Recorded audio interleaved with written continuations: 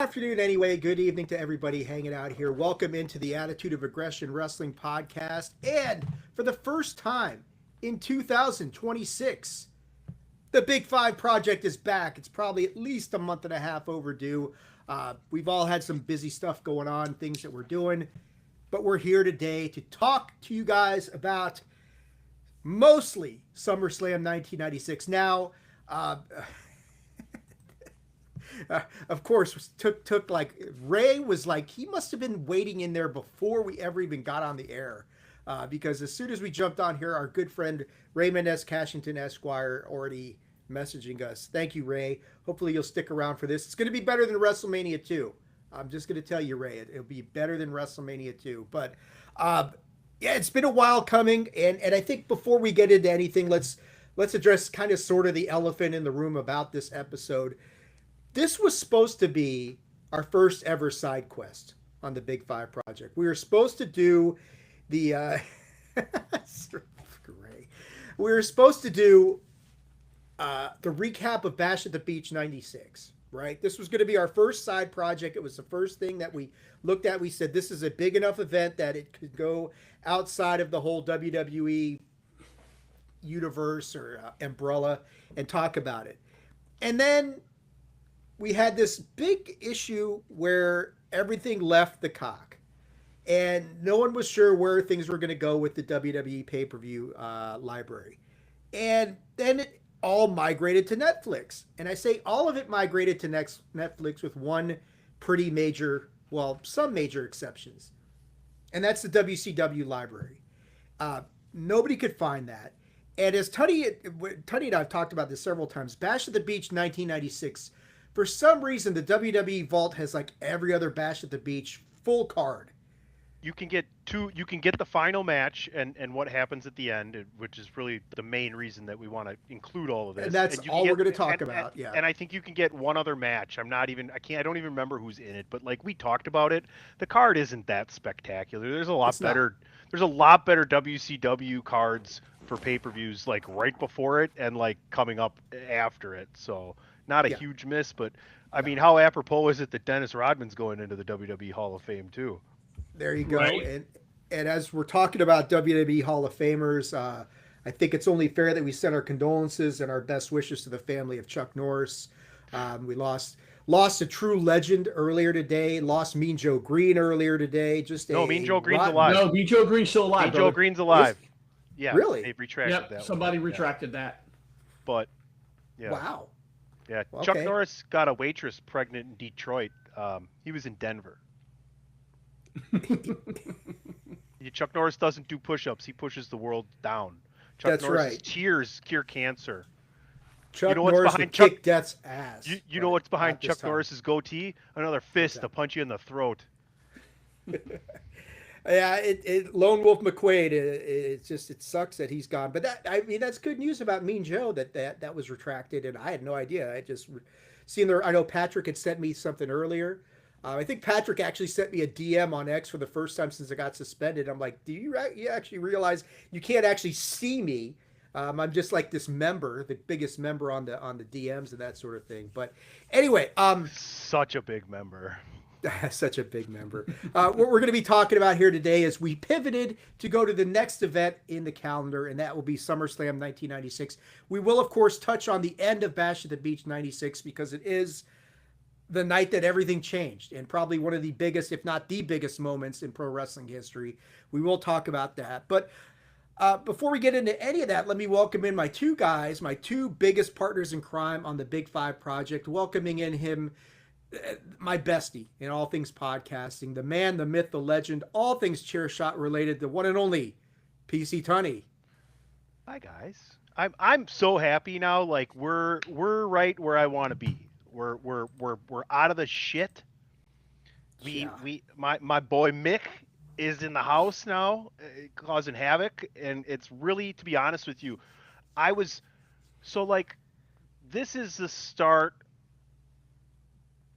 This is like the end of my freshman year of high school, and I just got back into WWE at the end of that, and this is where I start taping Raw and watching Nitro and then staying up and watching Raw after Nitro when I was in high school. That's how hardcore it was. Yeah, and I mean, we are getting to the good stuff. I mean, the stench of 1995 still lingers with this event we're going to be talking about here today because it's not all great, but it's definitely moving in the right direction. Welcoming back into the show, wearing a shirt this time, is the one and only, the mindless one himself, DJ. Take it off. Take it off. Yeah, Winnie the No, Pooh. no, no, Winnie no, Tell no. the the stipulations. Tell the audience what that's all about. What the gimmick is. Dave, you want the honors or me? Well, yeah. DJ says he's only going to go shirtless for Game Gone Wrong from here on out. So Ladies, That's right. Ladies and certain gentlemen, nothing wrong with that. There's don't the reason to discriminate tune against into that. Game Gone Wrong, baby. Absolutely. Yep, game gone wrong. From now on, moving forward, unless there's a reason not to, I will be shirtless on the Game Gone Wrong podcast live. But you got to keep it the gimmick. This is the Big Five, attitude of aggression. Not doing that here. We're here to talk some wrestling. we are here to talk some wrestling, and as we typically do at the beginning of the Big Five project, and we haven't done this for a while, let's talk a little bit about the current product. And I think nothing's really bigger right now going on than WrestleMania 42 and the build to WrestleMania 42. And as we're moving towards Vegas, we're about a month out from WrestleMania right now. So stuff's got to start coming into place pretty damn quickly.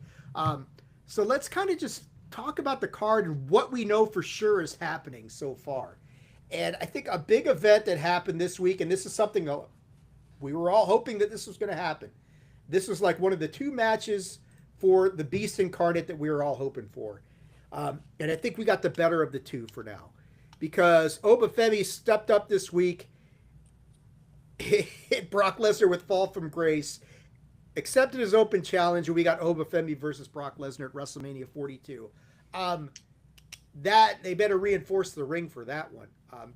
Tony, what do you think of this match? I mean, is this Oba's night to break through, or does he do like so many others have done against Brock, put up a really good effort? Brock puts him over a little bit, but at the end of the day, it's F5 and you're done. It's a tough one because I'm not sure where they go with this. What do you know, the writing on the wall says SummerSlam this summer, Minnesota, Gunther retires Brock. But do you have Brock, do you have Brock continue to win until then, right? And then how do you make Oba look good in doing so? So I'm interested to see what they do that way. Now, as far as what happened on Raw on Monday night, when WWE decided to move over to Netflix and everybody's like, oh, they can do whatever they want. Like, you guys are going to swear and have blood all the time, right? And Hunter's like, when it makes sense. And boy, oh boy, did it have an impact and make sense when Michael Cole used the words, holy shit. Yeah. That was excellent use of what you can do on Netflix and not oversaturating it and making it mean something, because that meant a lot to that segment. Either way, like Dan and I talked about this, Brock could still win and Oba could just be kicking his ass and lose by some hook or crook kind of thing and come out looking like $1 million. So we'll see if the rumors are true that Brock needs to stay clean until he gets to Gunther at SummerSlam. Yeah, I mean, the idea of Gunther retiring Brock seems, I don't know how you retire a guy like Brock. I mean, maybe beat him. I guess, yeah, he's not, I don't think Brock's going to be tapping out to Gunther. I don't think that's going to work for him, brother. But, we'll see about that. But like you're saying, I think what they did on Monday night was an effective use of what they have at their, what they have available to them. And you don't have to overdo it. Like, you don't have to, put a syringe through somebody's cheek, like we saw with AEW this past week with MJF and Hangman. Like, what the fuck are we doing here, guys? You don't have to do that to have the big effect. And I think you got to see it this Monday night with Raw. DJ, what do you think? Obafemi, Brock Lesnar, how are you feeling about this match? Where are we going with this thing? I kind of think Tunney might be onto something here. I am going to kind of repeat what I talked about on the Mindless Wrestling podcast this week. Nobody in pro wrestling period does moments better than WWE. And we're still in the early stages of Obafemi's career. In 10, 15, 20 years from now, I'm planting my flag. We may look at what happened Monday night the same way that we look at Shawn putting Marty through the barbershop window. Rob equated this to Hogan and the Warrior facing off in the Royal Rumble. Like, this is a career defining moment, and everything went to perfection. I watched the move. I watched the fall from grace. That could have, because Brock's a big dude. And in the initial lift, Brock gave him a little bit of help, but Oba muscled him, held him. That could have gone wrong in so many different ways. And had Oba had a slip of footing, or somebody just been a little bit slippery and he dropped Brock, we're having an entirely different discussion about this moment. All the pieces lined up. Everything was perfection. Michael Cole hitting the exclamation point with the holy shit. And everybody involved in the segment knew it. They were sitting on a gold mine after that, and they knew it. I'm very excited for it. As far as the match itself, God, I don't want to see Oba lose his first big outing, especially at WrestleMania. But at the same time, I think he can do it in a way like Tony was saying, or one of you was just saying a minute ago. Oba's just wearing Brock out, man. 7, 8, 9, 10 minutes of just wearing Brock out. Brock has a couple of false comebacks. It looks like Oba's got him on the ropes. He's going to beat him. Brock somehow or another manages like a low blow, locks in the Kimura, and Oba passes out. Doesn't tap out. Passes out. Yeah, I'm going with Brock right now. I think, like you're saying, Oba really takes him into the deep waters, that sort of thing. But at the end, Brock will pull something out. Maybe he cheats, hits an F5 or two, gets the win. It's not going to hurt. Oba Femi's your first WrestleMania match is against Brock Lesnar. That's not going to hurt him at all. I mean, Brock's not going to beat him in 4 seconds. So that's not happening. So I think it's going to make Oba look good. And yeah, I mean, if we are moving towards a Gunther retiring Brock Lesnar, somewhere down the line, Oba Femi and Gunther are going to go at each other. And that's going to be a big money match. I think Oba Femi wins his first World Heavyweight Championship off of Gunther. That may be true. That may be very true. I mean, it's not like Gunther won't put other guys over. We've seen that before. Do you guys think that, like, distantly Lex Luger and Gunther are related? On what planet did that come from? Because they're both in this vacuum called charisma, that sort of thing. That's where he's going with this charisma vacuum. At least, see, I don't see Gunther as a charisma vacuum. I look at Gunther way differently than Tunney does. Tunney's not a fan. I am. I just like to give him shit. He's getting better. Yeah. He is getting better, slowly but surely. We do have listen, I shit all over Rhea when she came up to the main roster right away. Deservedly so. Well, that first 6 months was rough. Yeah. I'm just saying. She's grown into that role. Speaking of growing into roles, we got the WWE Women's World Championship match, Stephanie Vacour versus Liv Morgan.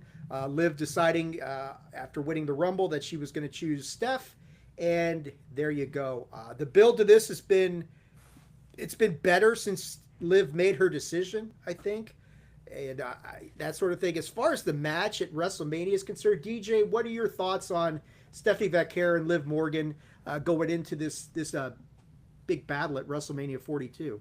I think it's going to be a good match. This is one of those ones that I can't exactly pick a winner on. This may actually end up being my what I call a fuck finish or a no finish type of match, because they're obviously invested in Stephanie Vaquer, but Liv Morgan is a main eventer. She's a solidified, bona fide drawing power main event star. And this is WrestleMania. Could I see Liv winning? Yeah. But I'm kind of on the fence as to where that's going to go right now. We're still a little early out, though. Tony, what do you think, man? Steph, Liv, this one could go either way at this point. I haven't really bought into this one yet. I like the other one we're going to talk about next, but these two aren't, like, I think both are super talented. I think it's early for Vaquer to be in this position, to be honest with you, but at the same time, let's just call a spade a spade. It's a women's championship match. They're not the last match of the night. It's going to be a good match. I just don't think that Stephanie Vaquer is going to be as huge a superstar as everybody thinks that they've pushed her for right away. Yeah, I could see that. I kind of have Steph going over in this one. I mean, like DJ says, Liv is a main event star. There is no one hotter in many ways than Liv Morgan at this point. So, but at the same time, yeah, Tony, I think like your sentiment that you don't think Stephanie's going to be as big a star as a lot of people are making her out to be, that may be true, but I think WWE's still going to push her like she's going to accomplish that. I think And- she's going to be bigger internationally. Like she just can't. She doesn't have a personality really on the microphone or a presence Right. like outside of wrestling right now. Right? She looks great when Right. she comes in. She's got the whole gimmick with that, but there's no depth to it yet. Let me see that. Right. Right. And the language barrier, I mean, we've seen people like Asuka have gotten around that effectively enough, and Stephanie can do that as well. But it does kind of hold back a little bit, I would say, at this point in time. But I mean, it's one Stephanie and Liv could go. That's one that really can go either way at this point. I'm not sure.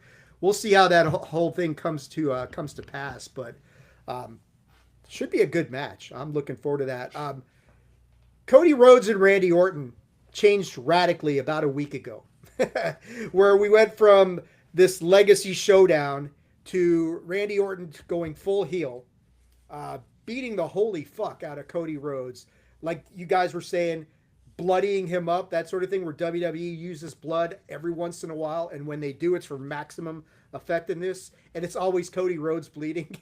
I've noticed that lately. It's always Cody. That's going to be like traditional. If you're on the road to WrestleMania, Cody's going to bleed and get his ass kicked by somebody on the way there. Randy Orton looks like he's as dangerous as ever. Who the hell was he talking to on the phone the other night, though? That's an interesting question as to who he's talking to. Ted DiBiase Jr. just got acquitted of all these charges. Yeah. so Not he's guilty. available. The He's available. timing on that is dubious. Isn't it though? That They like bring you him know, back. yeah. I mean, I don't think. He wasn't a but star I mean, before he got in trouble. but where Randy's saying wrestling does have more than one royal family. What does that Please mean? don't. He's gonna bring his dad back. I don't. How old is Bob Orton? Sr. That's right my now? thing. Like, what are you gonna do? Put a cast on each arm this time? Like, what are we doing here? I don't know who could have. Who could have? Yeah, I don't know. It's a great mystery, and they actually have me hooked. What are they going to do here? I mean, Yeah, I heard it suggested Is- that they may actually bring up, and I don't know why this would tie into more than one royal family, but they may bring Ricky Saints and Ethan Page up from NXT to kind of align with Randy in a Evolution-esque type Or new Is Du- legacy? The is new Dustin- legacy? legacy thing. Is Dustin still under contract? Yes, and he's apparently very happy in AEW. Now, Well, he'd also be very happy being a part of a Randy Orton, Cody Rhodes Road to WrestleMania feud as well. But I get what you're Now- saying. I'm just Yeah. trying to think of people, right? Like, it's got to be family. It's his dad, and it's weird because he's old. Like, I mean, who else could it be? There's no one else we know. Does he have cousins or brothers? I or- mean, unless he's I going to mean- bring up some of these legacy kids that are now doing the legacy kid gimmick down in NXT, Pillman's kid, Regal's kid, who else? Finley's other- kid. right. The other thing is, I think let's broaden our understanding or our concept of the definition of family as well. And once you broaden what family really means to these guys, may not mean blood family, but something else. And if you're going in that direction, then who does Cody have history with that Randy has history with as well, that this could be impactful for them to turn up? I saw somebody put something out there like John fucking Cena showing up as Randy's like managerial person. I don't think so. It's too Get the soon fuck for that. out of here. Yeah, No I way. think it's too soon Yeah, for that. there ain't but- no way that's happening. John's never going to be involved in another storyline. He'll come back to be John Cena. That's it. He's to not. be Yeah, inducted I mean, in the Hall of Fame. What about Jericho? I mean, I don't know where Jericho's I think contract his- status they is. added a year to his contract for injury. Well, he's so not he's coming not back. available till next Rumble. He's locked in. He's locked out for a while. Yeah. It's not Ric Flair. It's not Triple H. God, Could it be no, Triple, not Ric Could it be Flair. Triple H? Oh my God.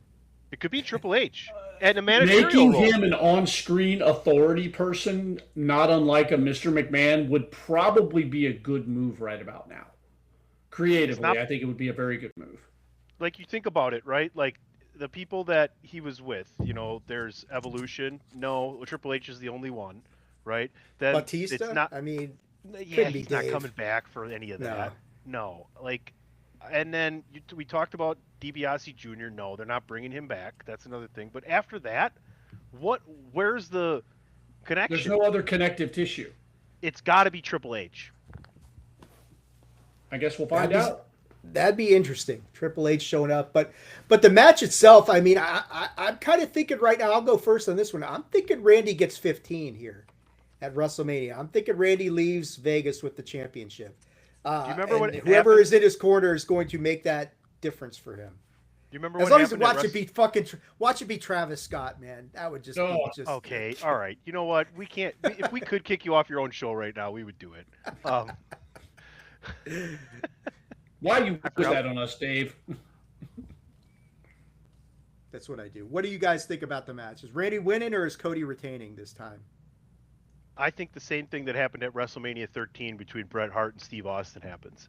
I think they did all of this so that they can turn Cody heel at WrestleMania. Really? You don't see it coming now because you're like, oh, No. well, yeah, that makes sense. Randy's a killer, blah, blah, blah. They can have it all.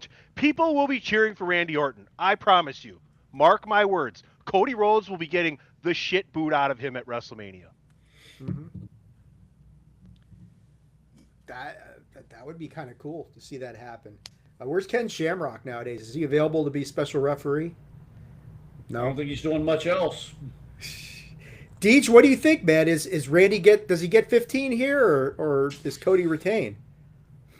Okay, I think Cody retains, but I don't think this ends that feud. I think this stretches on to SummerSlam with the blow off match being at SummerSlam, so in some type of gimmick match, and in between those two, Randy's going to win 15.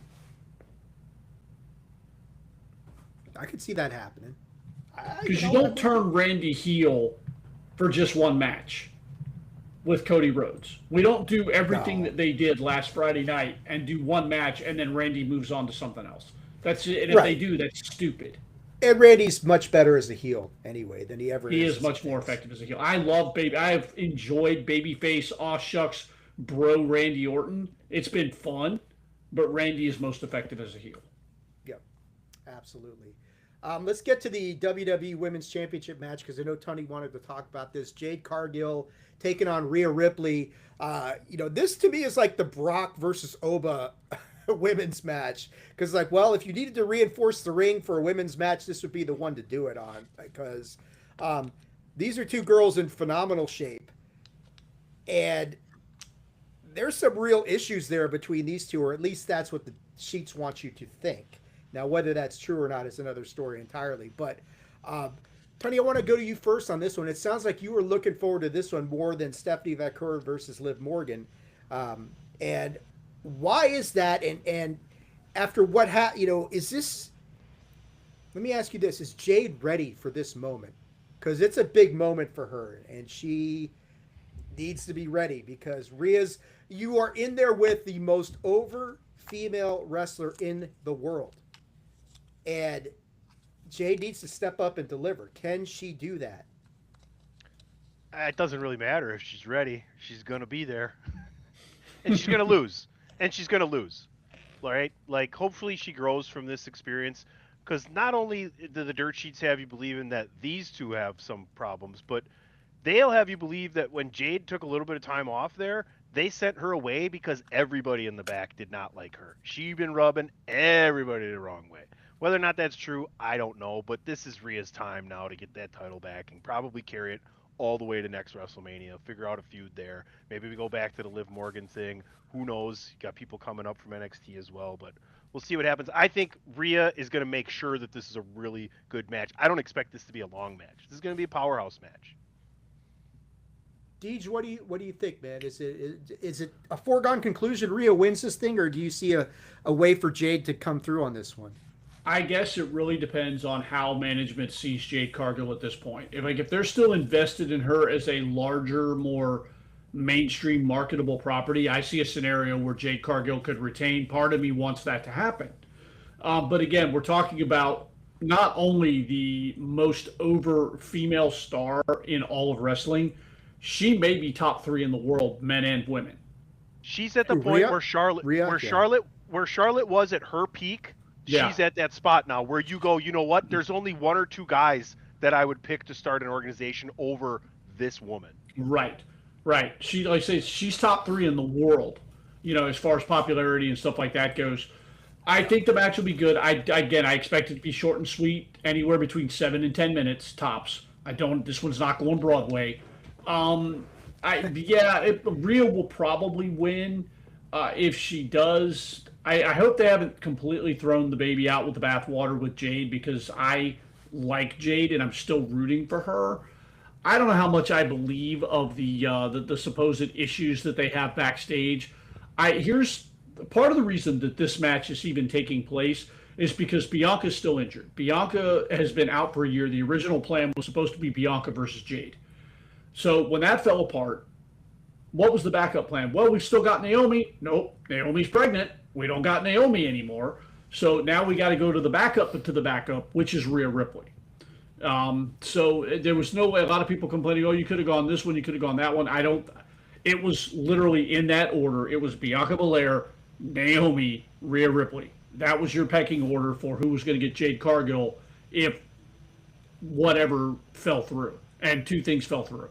So I think the match will be great. I think Rhea and if there are differences, they'll put them aside, because I think they're both professionals in that sense.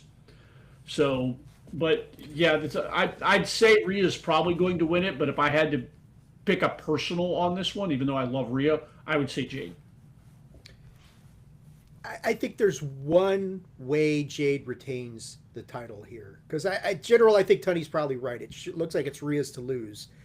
But you mentioned her, Bianca Belair, who's injured and cannot compete, but she can get involved, and she can cost Rhea the title, and give Jade the win while she's recovering, and you further that Jade Bianca sort of storyline until Bianca's ready to come back, and then one or the other turns on the other one, and you get that match. So if they wanted to go in that direction, I could see that being, and then you get Bianca involved at WrestleMania 42 in some fashion, because they've wanted to. It's just her recovery has been stymied and hampered by who the fuck knows what's going on with her. But I think there's a chance that they would do that. But at the same time, yeah, I mean, how many times do you screw over your most popular, like you're saying, Deej, what are the three most popular wrestlers in the world, male or female? How do you screw them over another year? That sort of thing. You look at what happened to her last year with the triple threat match. And, at 40, she retained against Becky. So, okay, have they really screwed her over? No, if not she really. lost, it wouldn't hurt her at all, because she's such a force of nature. Yeah. The character is such a force of nature. It's almost to the point with her, wins and losses don't really matter. As long as she gets one meaningful win every now and then. And it actually helps her. This her chasing the title is more impactful and meaningful than her holding the title. It's one of those situations, and I think the money is in the chase. Yeah, having her continue to pursue the title may pay some dividends. So we'll see about that. The last match that we know for sure is happening is going to be the main event of all of WrestleMania. CM Punk versus the Tribal Chief. One's to the sky, Roman Reigns. Deej, I'll go to you first. Will Punk be acknowledging Roman at the end of WrestleMania? Punk will be acknowledging his Tribal Chief at the end of WrestleMania. There's no way CM Punk walks out of WrestleMania still champ. I'm planting my flag on that one. Yeah, I tend to agree with DJ on this one. I mean, I love Punk. I think he's had a hell of a run holding it down. I agree. I 100% agree with you. Here's the thing let me go to you first, Tony. What do you think? I mean, right now I'm with DJ. I think Roman Reigns recaptures the championship, and we're off and running with some more Tribal Chiefery for a while. But I do have a question for you guys that I was contemplating. But Tony, what do you think right now? Is it Punk? Is it Roman? Who's acknowledging who at WrestleMania? Oh, I think you don't go through all of this to have Roman not walk away with the title. I'm interested to see what your next question goes, and I'll wait for my other comment that I want to talk about on the ongoing run-up. My question for you guys is this. What do we do with the Seth Rollins problem? If Seth is healthy and ready to go, could you inject him into this in the triple threat and run it back from here? Because he never lost the championship. Oh, God, he never lost his championship. He would have a legitimate claim to being a part of this match. They don't do that. He's already feuding with the Vision and everything else. The thing I wanted to bring up was Roman's getting exposed on the microphone. He is By Punk? he's bad. He thinks he's good, and he's just giving you this like never been numbskull reaction to stuff and saying the same generalistic bullshit. Like, it's bad. It's really bad. It's almost as bad as when he used to say Triple H. You know, that kind of shit pissed me off back in the day. But, you know, you put Roman in there on the mic with a Cena or a Punk or anybody, you know, there's probably nobody else on those levels, but he gets exposed for not having that. And for me, it's why he'll never be one of the 5 greatest superstars of all time. No, I think with Roman, less is more. You don't want him talking a lot. You know, I mean, And he's like when talking you a get lot that- right now. It's a problem. Yeah. Well, yeah, that first time when they got together, where he told Punk all the shit about why he hated him, that was brilliant, beautiful. 'cause it Walking was away real. saying, "At WrestleMania, you will acknowledge me." Mic drop, leave. Perfect.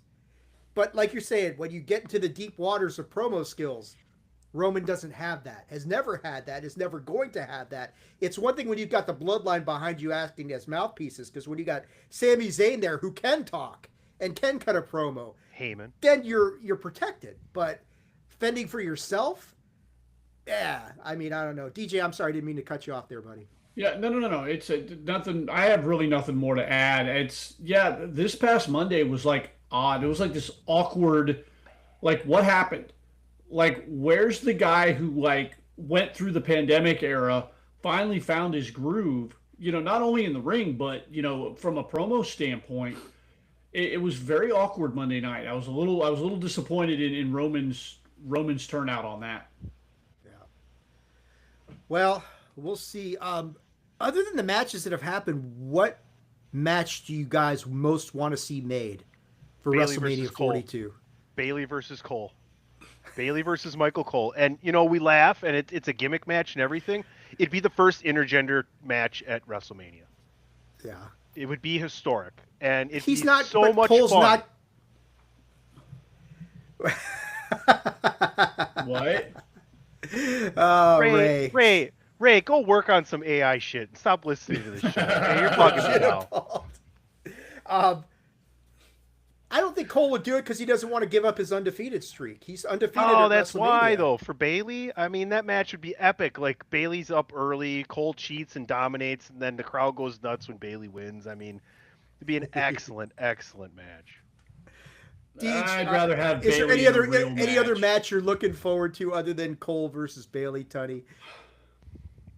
I mean, somebody's got to have. There's got to be. I mean, you got the secondary champions. You know, like I mean, obviously we're going to get Becky versus AJ in some sort of gimmick match. I think that's the one that we're all looking forward to. It's not going to, you know, could they break out like Hell in a Cell at WrestleMania? They haven't done that in a few years, and throw Becky and AJ in a Hell in a Cell match and call it good. I mean, I wouldn't be mad about that. What do you think, Deej? I wouldn't be mad about that either. If I had to pick somebody who currently is not on the card because I think they're due, find something for Chelsea Green. Yeah, I don't care. Even if it's a rematch for the Women's U.S. Championship, this is my hashtag, get Chelsea Green on WrestleMania. I'll work on that. I'll workshop it and, you know, come up with something better. But I need Chelsea Green at WrestleMania this year. And not just hanging out backstage somewhere. I need her in the ring wrestling. Danhausen needs to host WrestleMania, by the way. That's a great move. That's good booking. I like that is good booking, Teddy. Well, everybody will get cursed. It'll be a good time. Welcome to WrestleMania Hausen. I fooled you all last week being Cold Steve Austin. What? Gotcha. Guess I'm the PT Cruiser. You are cursed. We need to get the cursed truth, Danhausen and Truth together. That's I keep saying that. We'll see what happens. We don't normally talk about AEW, but before we transition into the Big Five project, I did want to say, although we disagree on most things about AEW and are not turned on by a lot of it, there's one thing we universally agree upon, and that's Toni Storm and how great Toni Storm is. And we got some bad news this week. Looks like Toni Storm got hurt. She's going to be out for a while. I'm not sure the extent of the injury, but Potentially for the rest of 2026 is what I read earlier. that's And then a soul crusher for them, man. Wasn't Yeah. Rousey supposed to face her, too? She was. They had the pay-per-view this weekend, and Ronda Rousey showed up, and the first thing she did was challenge Toni Storm. And now whatever they were going to do with that is now shot right out the window. Well, she challenged her kind of, sort of. She told her to get her ass to the ring, and Toni Storm went marching down there. And that was, I mean, whether Ronda was actually going to wrestle in AEW, who knows? Yeah, that as far sort as of they thing, but- say, she hasn't signed an official deal, that it was a one-off. Yeah, I don't know if Ronda's really interested in wrestling in anywhere right now. I think, show it up and make it. This was believed to be a promo for the MMA fight with Gina Carano, and that's all that this really was, maybe, that sort of thing. But that's irrelevant. What really sucks is Toni Storm getting hurt, because she has been a revelation for AEW for 2.5 years now. Yeah. And it really sucks to see her go down that way. So I think all of us here are wishing Toni Storm a very speedy recovery, and any hope of getting her back to WWE anytime soon, guys, went out the shitter with that one, because that's an extra year added to the contract. Yep. So, unfortunately. All right. Good stuff. Oh no. Ray is giving you some bad news. Was she playing DJ. basketball? Oh, shit, that's right. Chelsea broke her ankle. You're right, because she took the backstage picture with Jordan Grace, who's also got a foot injury. God damn it. God, all these people with foot injuries. Thank you, intern Rance back there, keeping us on top of all the great information here. Why don't you just come on the show, for crying out loud? I know, really. God, He's trying to rally some viewers, man. Give him a break.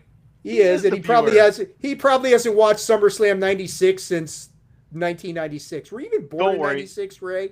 He's gonna watch. He'll be watching SmackDown in 11 minutes. So Yeah, he'll be telling us all the shit that's going on there. All right, let's yeah, get into don't be the spoiling that shit.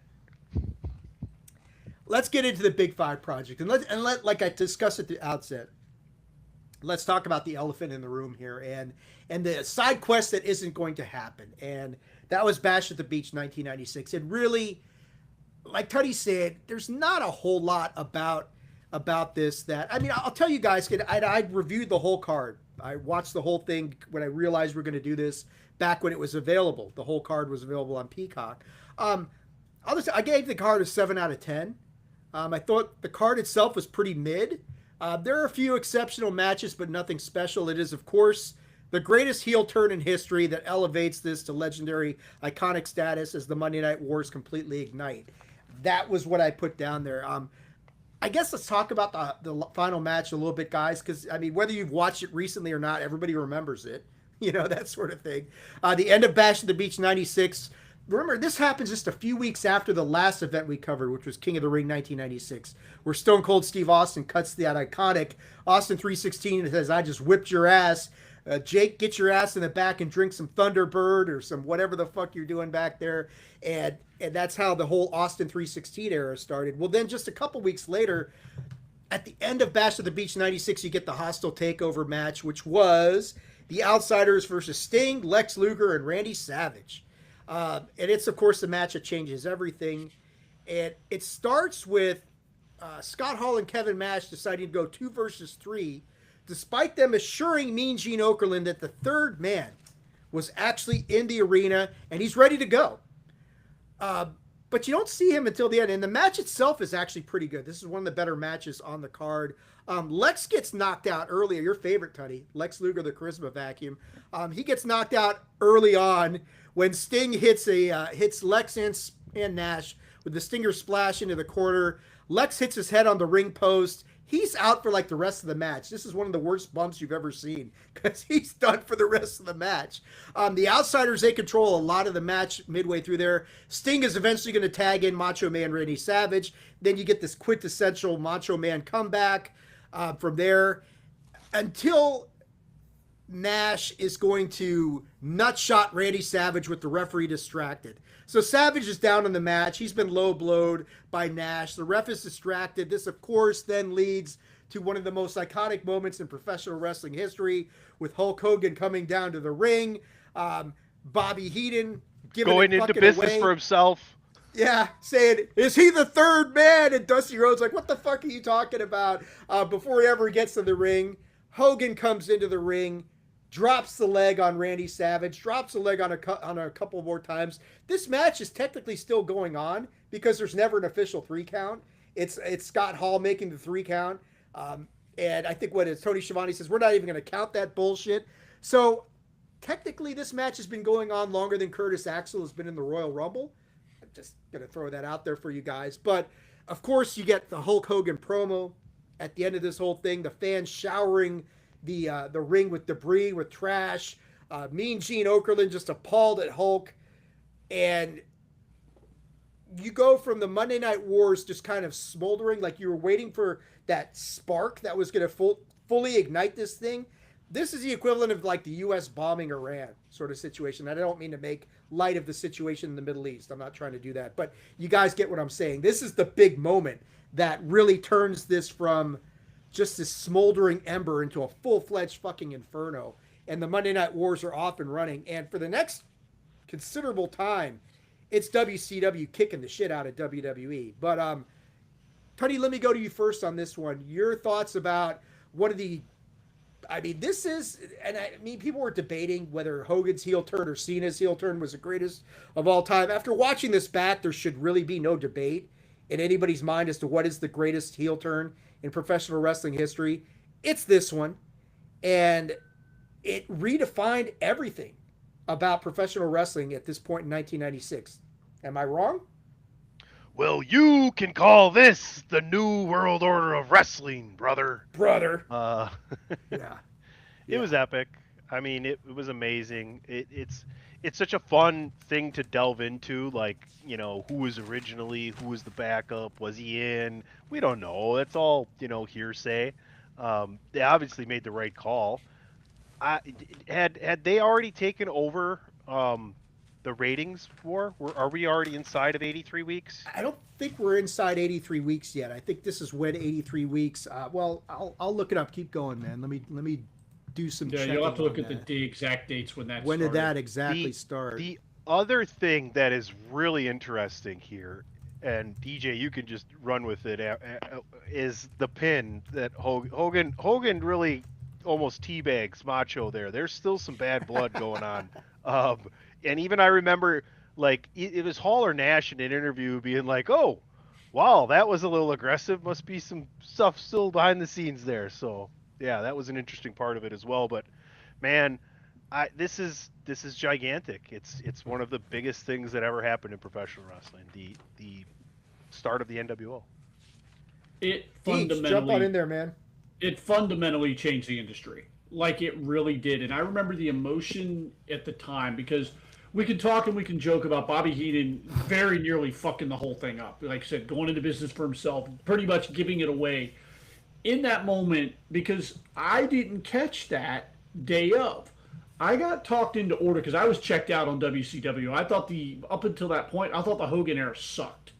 So I was fairly well checked out on everything that I used to love about WCW had been run into the ground by Hulk Hogan. So I was checked out. I was strictly WWE, even though WWE was largely delivering garbage as well up until this point. My friends got together because at this point I'm with my group of friends that I'm still friends with today, and we were ordering the monthly WWE WWF at the time pay-per-views. And sporadically, if a WCW one caught our interest, this one, because Hall and Nash were in it, caught our interest because we were big Kevin Nash or big Diesel and Razor Ramon fans. I was like, okay, let's see what they're going to do with these guys. So we ordered it. So I remember we're watching. The show is fine. The main event was fire. Like, it was awesome. It really was. We're getting into it. We're watching it. And then Luger takes the bump. The thing happens with Macho. And then Hogan comes out. And because I'm at this point, I'm still watching as a fan. I haven't gotten into the business yet. I'm still a fan. I'm one of those fans. I watch what I see on my TV. My first thought was, oh, this fucking asshole. You know? I was like, great, it's Hogan coming out. He's going to save the day, and what is this shit? And then he dropped the leg, and collectively the whole room was like, holy shit. Yeah. Holy shit. And I love that because they got me. Because back then, I was what I thought a smart fan was. You know, like I said, I hadn't been in the business at this point, but I thought I was smart enough to the business to know what was about to happen. And they were still able to get me. And I love it when wrestling gets me, even now. Like, I get got, like we talked earlier about the Oba Femi thing. For 5 minutes, I was a 14-year-old kid who didn't know shit about this business. I wasn't a podcaster. I wasn't somebody who's done this. I was just a fan. And in that moment with the Hogan thing, I was a fan, and it was just wow. Yeah, that's all I can say about it. Yeah, that's when wrestling is at its best, when it can still surprise, especially for people like us, when it can still surprise us as many years as collectively, good fuck, how many years collectively have the three of us been watching wrestling? It's got to be Over a century, I would 50? say. I don't know about that, but Bro, I mean, I've been watching for over 40 years. Yeah, I got 30. well, I got yeah. 30. I got 39 By myself, in. I've been watching since the 70s. I got Yeah, 39 you're right. in. You're So me and right. DJ You're are right. already at 79. And then I got 40 on my own. And Dave's so, got I about mean, 106. He was watching. Yeah, He's when right. I was watching it when I was in the embryo. I was before mitosis had taken place. I was checking out. He wasn't a David got lawyer his- then. He was a David, psycho. no, David just passed the bar when Nature Boy Buddy Rogers won his first championship. Yeah, there you go. Past the bar, he hadn't passed the fallopian tubes, pal. Yeah. Oh, So the 83 weeks actually begins on June 17th, 1996, which is a week before King of the Ring 1996. So they were already beating their ass before Austin 316 had taken place. This is only going to make it worse. And WWE starts taking it on the chin quite a bit for the next 83 weeks, at this point in time. So it's going to be a while before things get good again. But yeah, I mean, the end of Bash at the Beach in 1996 redefines everything. A heel turn that you just didn't think was possible, which was Hulk Hogan turning heel at this point in time. But boy, man, it just changed. It just changed the dynamics of everything, and it made WCW. It really hid the fact that, hey, this roster's pretty fucking old.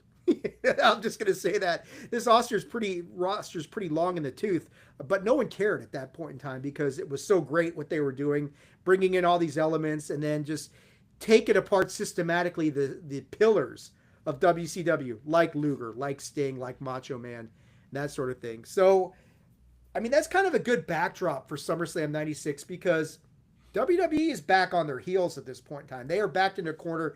They're taking some significant body shots. They're like in Rocky and Rocky 2, just covering up in the corner, getting the shit kicked out of them by Apollo Creed for a while. So, yeah, I mean, when you watch this thing and you think about everything that's going on. So, as we left King of the Ring 96, Stone Cold Steve Austin was the King of the Ring. Shawn Michaels was still the WWF champion. We start to move towards SummerSlam 1996, which took place August 18th, 1996 at the Gund Arena in Cleveland, Ohio. On the commentary, you got Vince McMahon is still on commentary, Tunney. Sorry. You haven't got rid of him yet. Yeah, I know. I watched the last two matches like an hour before we came on here. Okay, so Tunney knows. You've got Jim Ross. Mr. Perfect's on commentary, so we got Mr. Perfect back. Tunney, there's what is the dark match? Isn't there a match on the pre-show that's actually noteworthy on this event? The other match that you can, oh shit, no, wrong. I was thinking of the other thing. Let me switch our tabs here. Yes, I got him right here. Yeah, it was Cold Steve Austin beat Zuna Yoke. Sorry, I mean Stone Cold Steve Austin beat Yokozuna in 1 minute and 52 seconds. That was on the free for all. What the fuck? How do Stone Cold Steve Austin beats Yokozuna in 1 minute 52? That's Talk about a fall from grace for Yokozuna. my God. Yeah, on the free for all that makes sense though, right? Like they're giving this away. They want people to buy SummerSlam. They put one of their hottest new guys beating an older, waning veteran. It gives Steve a little credibility. It makes you want to tune in. I don't know. There was a match that leading up to this had been advertised on some of the newspapers and stuff like that.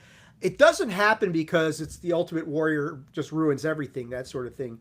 But one of the matches that was advertised for this before it fell apart, check this out. Ultimate Warrior versus the British Bulldog. I would have liked to have seen that match. That wouldn't have been a bad match to get. Warrior versus Bulldog, but it never happens. And I think the other match that they were going to do was Ahmed Johnson was going to defend the Intercontinental Championship against Owen Hart. But we're going to run into problems with that because Ahmed Johnson sustains a very serious, legit injury that was played up quite a bit during the broadcast. But the thing was, nah, it really did happen. It was Farouk Ron Simmons, when he kicked him in the kidney, lacerated his kidney. So he must have kicked him too hard. I don't think that was intentional, although Ahmed certainly didn't make any friends for himself in the back. But I think Warrior versus Bulldog could have been a fun match. Two powerhouses like that. Davey Boy knew what to do in the ring at this point in time. He cleaned up a little bit.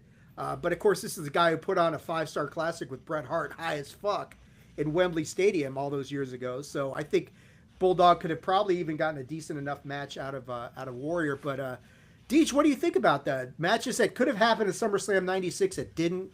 Those two would have been good. I think that would have been a great match. There was a match, I think it was either an episode of Raw or something. It was the Warrior's actual last match in WWE before he left for good this time. And he had a match with Owen Hart.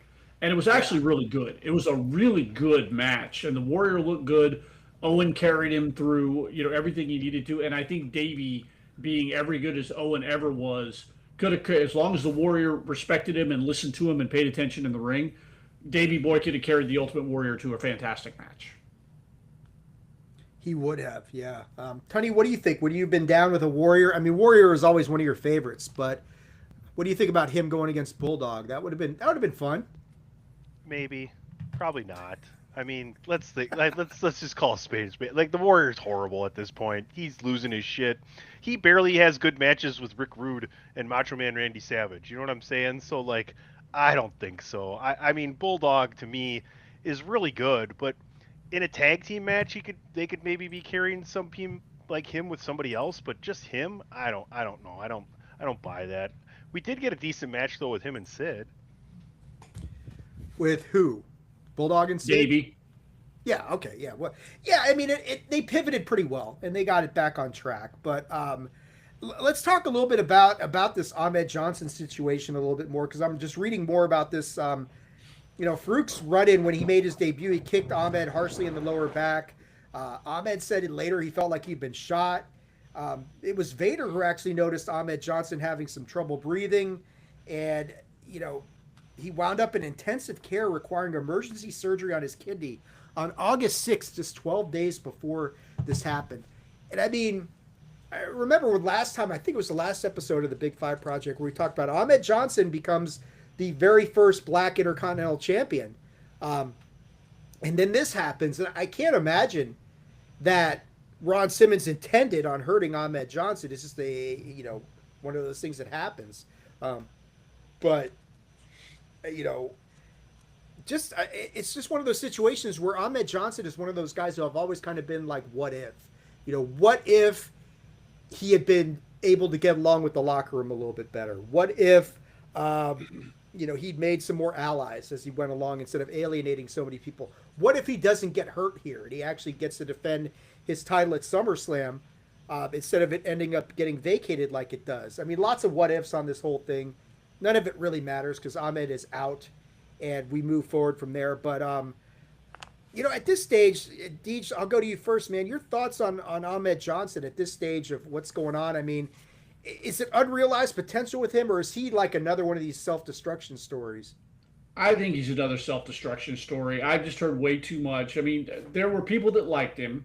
I follow some people who worked with the guy prior to WWE who put him over very highly. They were friends of his, enjoyed him very much, but it's very obvious that it reached a point with him where he just was not very well loved backstage. I don't think Simmons intentionally injured the guy. I've never heard a thing to suggest that Ron Simmons, while yes, definitely very snug, very stiff in the ring, he's a power wrestler, he's a big dude, but intentionally out there hurting people or injury prone, Ron Simmons, no. Ahmed very much was injury prone. I remember, again, it was another episode of either Raw or something like that. Ahmed had just come back from an injury. It was his first match. He was wrestling the Nation of Domination, and it was right when WWE had switched over to those collapsible tables. Yeah. He reached over, grabbed part of the table, and laid his hand wide open, like to the point where he was out again for a couple more months because he ended up with, I think, like a staph infection. He had to have the hand stitched up. It was in a glove. It was a mess. And that was just the story of his WWE career. It was like just one injury after another. His attitude probably didn't help. And you could argue, oh, it wasn't his attitude. He didn't do any better in WCW. He went to WCW and literally hit a lower ceiling there than he did in WWE. So at some point, you got to look at the guy and say, okay, maybe you are the problem. Yeah, maybe it's you, that sort of thing. Tony, your thoughts on Ahmed Johnson at this point? I think DJ's right. I think Ahmed's more of a self-destruction situation than just injury prone and bad timing. I mean, not that didn't contribute to the whole problem, but I think it's more on Ahmed than anything else. That guy was so intense. He was one of his biggest things that it came across. It came through the screen, right? Like, he had a presence. Yeah, if he was in a situation where he was more of a face, you really wanted him to win. You really wanted him to kick somebody's ass. And if he's a bad guy, you were really scared of him. But other than that, you guys hit everything else on the head. Yeah. Yeah, I mean, that's the main stuff. I mean, there's other little minor storylines we can get into, but I think we should just get into the card and start talking about that and get going with this thing, and we'll fill in some dots as we go along. So with all this shuffling around with Ahmed getting hurt, we end up with, after Stone Cold runs roughshod on Yokozuna in a minute 52 seconds, go figure that out. The first match, official match, that was the only dark match, right, Tony? Okay. So the first official match ends up being Savio Vega taking on Owen Hart. This was an excellent back and forth battle. Both guys hitting big moves, getting near falls. Clarence Mason comes down to ringside to actually cheer on Owen Hart. But Owen shows that,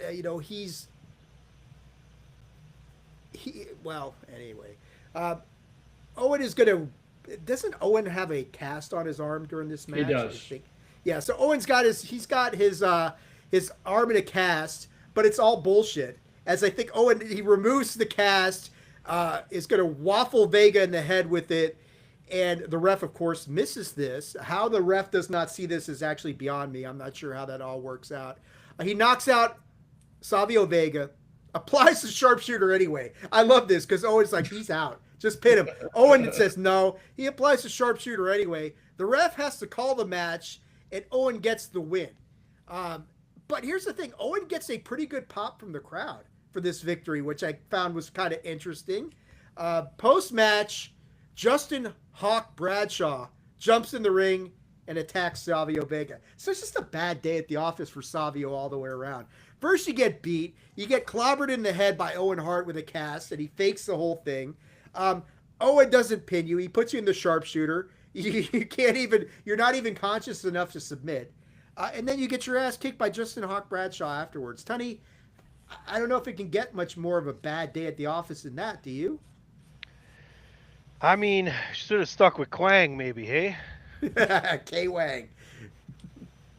That's right. No, I mean, isn't it like, it's classic Owen that the hilarity at which he's like, yeah, I'll just throw the sharpshooter on here, it'll be great. But just a solid opening match for the actual pay-per-view. It really was. It was a really, really good match. I mean, and there's not a ton of really, really good matches on this card, but this was one of the exceptional ones, probably one of the 2 or 3 best matches on the card, I thought. Deej, what do you think of this one? And Owen Hart getting the win, getting a pop, and just being, this was quintessential Owen Hart. And that's the second time I've used quintessential in this episode, so I need to stop doing that. But people wanted a babyface Owen Hart. I think people booed Owen Hart because they were supposed to. I don't think anybody booed Owen Hart because they genuinely didn't like the guy, because he was just, even when he was being a sanctimonious prick, like he does in this match, knocks the guy out, could pin him. Nah, I'm going to put on my finisher because I'm a jerk. He was so charming at it. Like, he really was just charming, even as a heel, and I think people loved that about him. The match was great. It was a great opener, had the crowd hot. They were, because, again, Savio is a beloved babyface. He's only been in there a short time as Savio Vega. He had that great run at the Royal Rumble the year before, or not the Royal Rumble, but the King of the Ring the year before. So he's a hot up-and-coming talent, and people are behind that. So the crowd was hot. It was a great opening match. Great work on all around. Yep, I agree. I think you're right. People wanted to cheer for Owen. Obviously, feuding with Brett at this point in time is going to be the kind of thing that's going to turn some people off from you, that sort of thing. So, so that was how. What is one of these dogs are over here doing something? I don't even know anymore. It's not. Who It's let not the an dogs episode. out? Who? I- Who? Really, Who? Arwen, what are you doing in here, huh? Get your ass downstairs. Go on. Dogs, Dave Dogs, you are cursed. Dogging Hey, houses. you are cursed, Arwen. Yes. The next match is a fatal four-way elimination match for the WWF Tag Team Championships, and this is the first of these type of matches in Big Five history, where we get a multi-man tag team match. I think this is the first time we get a fatal four-way in the history of the Big Five project so far. I can't remember another one up until now. That's usually, we haven't really got to the era of multi-man matches yet, but this is the first time we get this sort of thing. First time in Big Five history. They haven't had a good enough and deep enough roster to do it yet. Yeah, and it's debatable whether They this still roster's. Yeah, well, Yeah. You're right. You're both right. Yeah, it was very debatable whether this roster is good enough. But let's take a look at the lineup for this thing: the New Rockers versus the Body Donnas versus the Godwins with Hillbilly Jim versus the Smoking Guns with Sunny, who at this point gets more smoking every time you see her. So, it's not a bad time to have Sunny around in this sort of thing. So, Tuddy, you look like you want to say something there. No, yeah. No, go ahead. Wow, way to stumble your way through that one, buddy. Well, it's very aggressive what I was going to say. When you got nothing nice to say nothing at all. Well, her lips might be smoking too right now as far as the activity she's been probably having. We're not talking about now. We're talking about 96. She was a smoke show. I mean, that's all you could say about it. So, Ugh, God. I would have to cut my penis off if I had thought that I had slept with her. you would have taken some sunny days back then. No. Okay.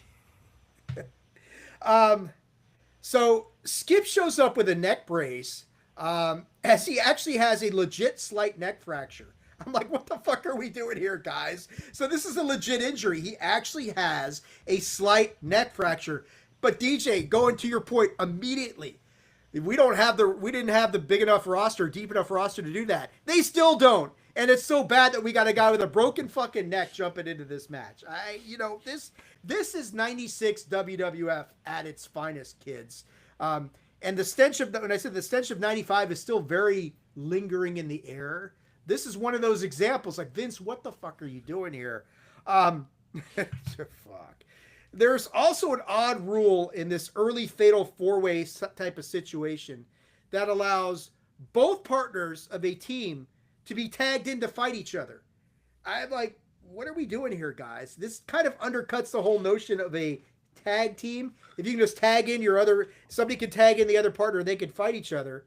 But the Guns find a way around that early on. So they try and mess around with the Smoking Guns, but they find a way around that. Zip is going to get trapped by Marty Jannetty. Billy Gunn is going to capitalize by dropping a fist to the back of his head, and they eliminate the Body Donnas, which is hardly a surprise given Skip's actual condition. They got him the fuck out of there pretty quick. So the main thing I take away from this is they didn't know how to do this yet. And the funny thing is the rule that you mentioned works if it's not an elimination match. Because if it's just a fatal four-way, if me and my partner are both the legal men and he lets me pin him, we lose, but we also win. In this way, And you retain your titles. right? But in this situation, you just eliminate yourselves. So it's stupid. Yeah, it turns it into a fatal 8-way for all intents and purposes, because it's like if but I mean, thing is, if one member of the team gets eliminated, then the whole team's getting eliminated. So you can't do this scenario where I'm going to pin you and eliminate you and we win because we both lose. It's circular and dumb. So, but that being said, it made sense to do it this way to get Skip the hell out of there. We don't have to come up with a new tag team. Skip doesn't actually ever get in the ring. Skip doesn't get in the ring, and that's all you get from that whole thing. So the Body Donnas are gone, mercifully gone quickly on this one. After a lot of attempted double teaming gone wrong between the Guns and the New Rockers, a series of errors is going to end up with Jannetty getting hit with the slop drop, and the New Rockers are eliminated, leaving just the Smoking Guns and the Godwins vying for the championship. Okay. Which we should have just had that match. That would have been a good match. Really? Who were the New Rockers at this point in time? It was Al Snow. Marty and Al Snow. Leaf Garrett or Al whatever. Snow. Leaf Garrison or something. And Zip is Tom Pritchard. If people Yeah. are not haven't seen it and want to know, Skip is Chris Candido. Right. Skip was Chris Candido. So at the end of this whole thing, and like I think Tuddy's absolutely right, we should have just gone with the Smoking Guns and the Godwins for the championship, and that would have been much better. So at this point, Henry's going to work the hot tag well, and eventually is going to tag in Phineas.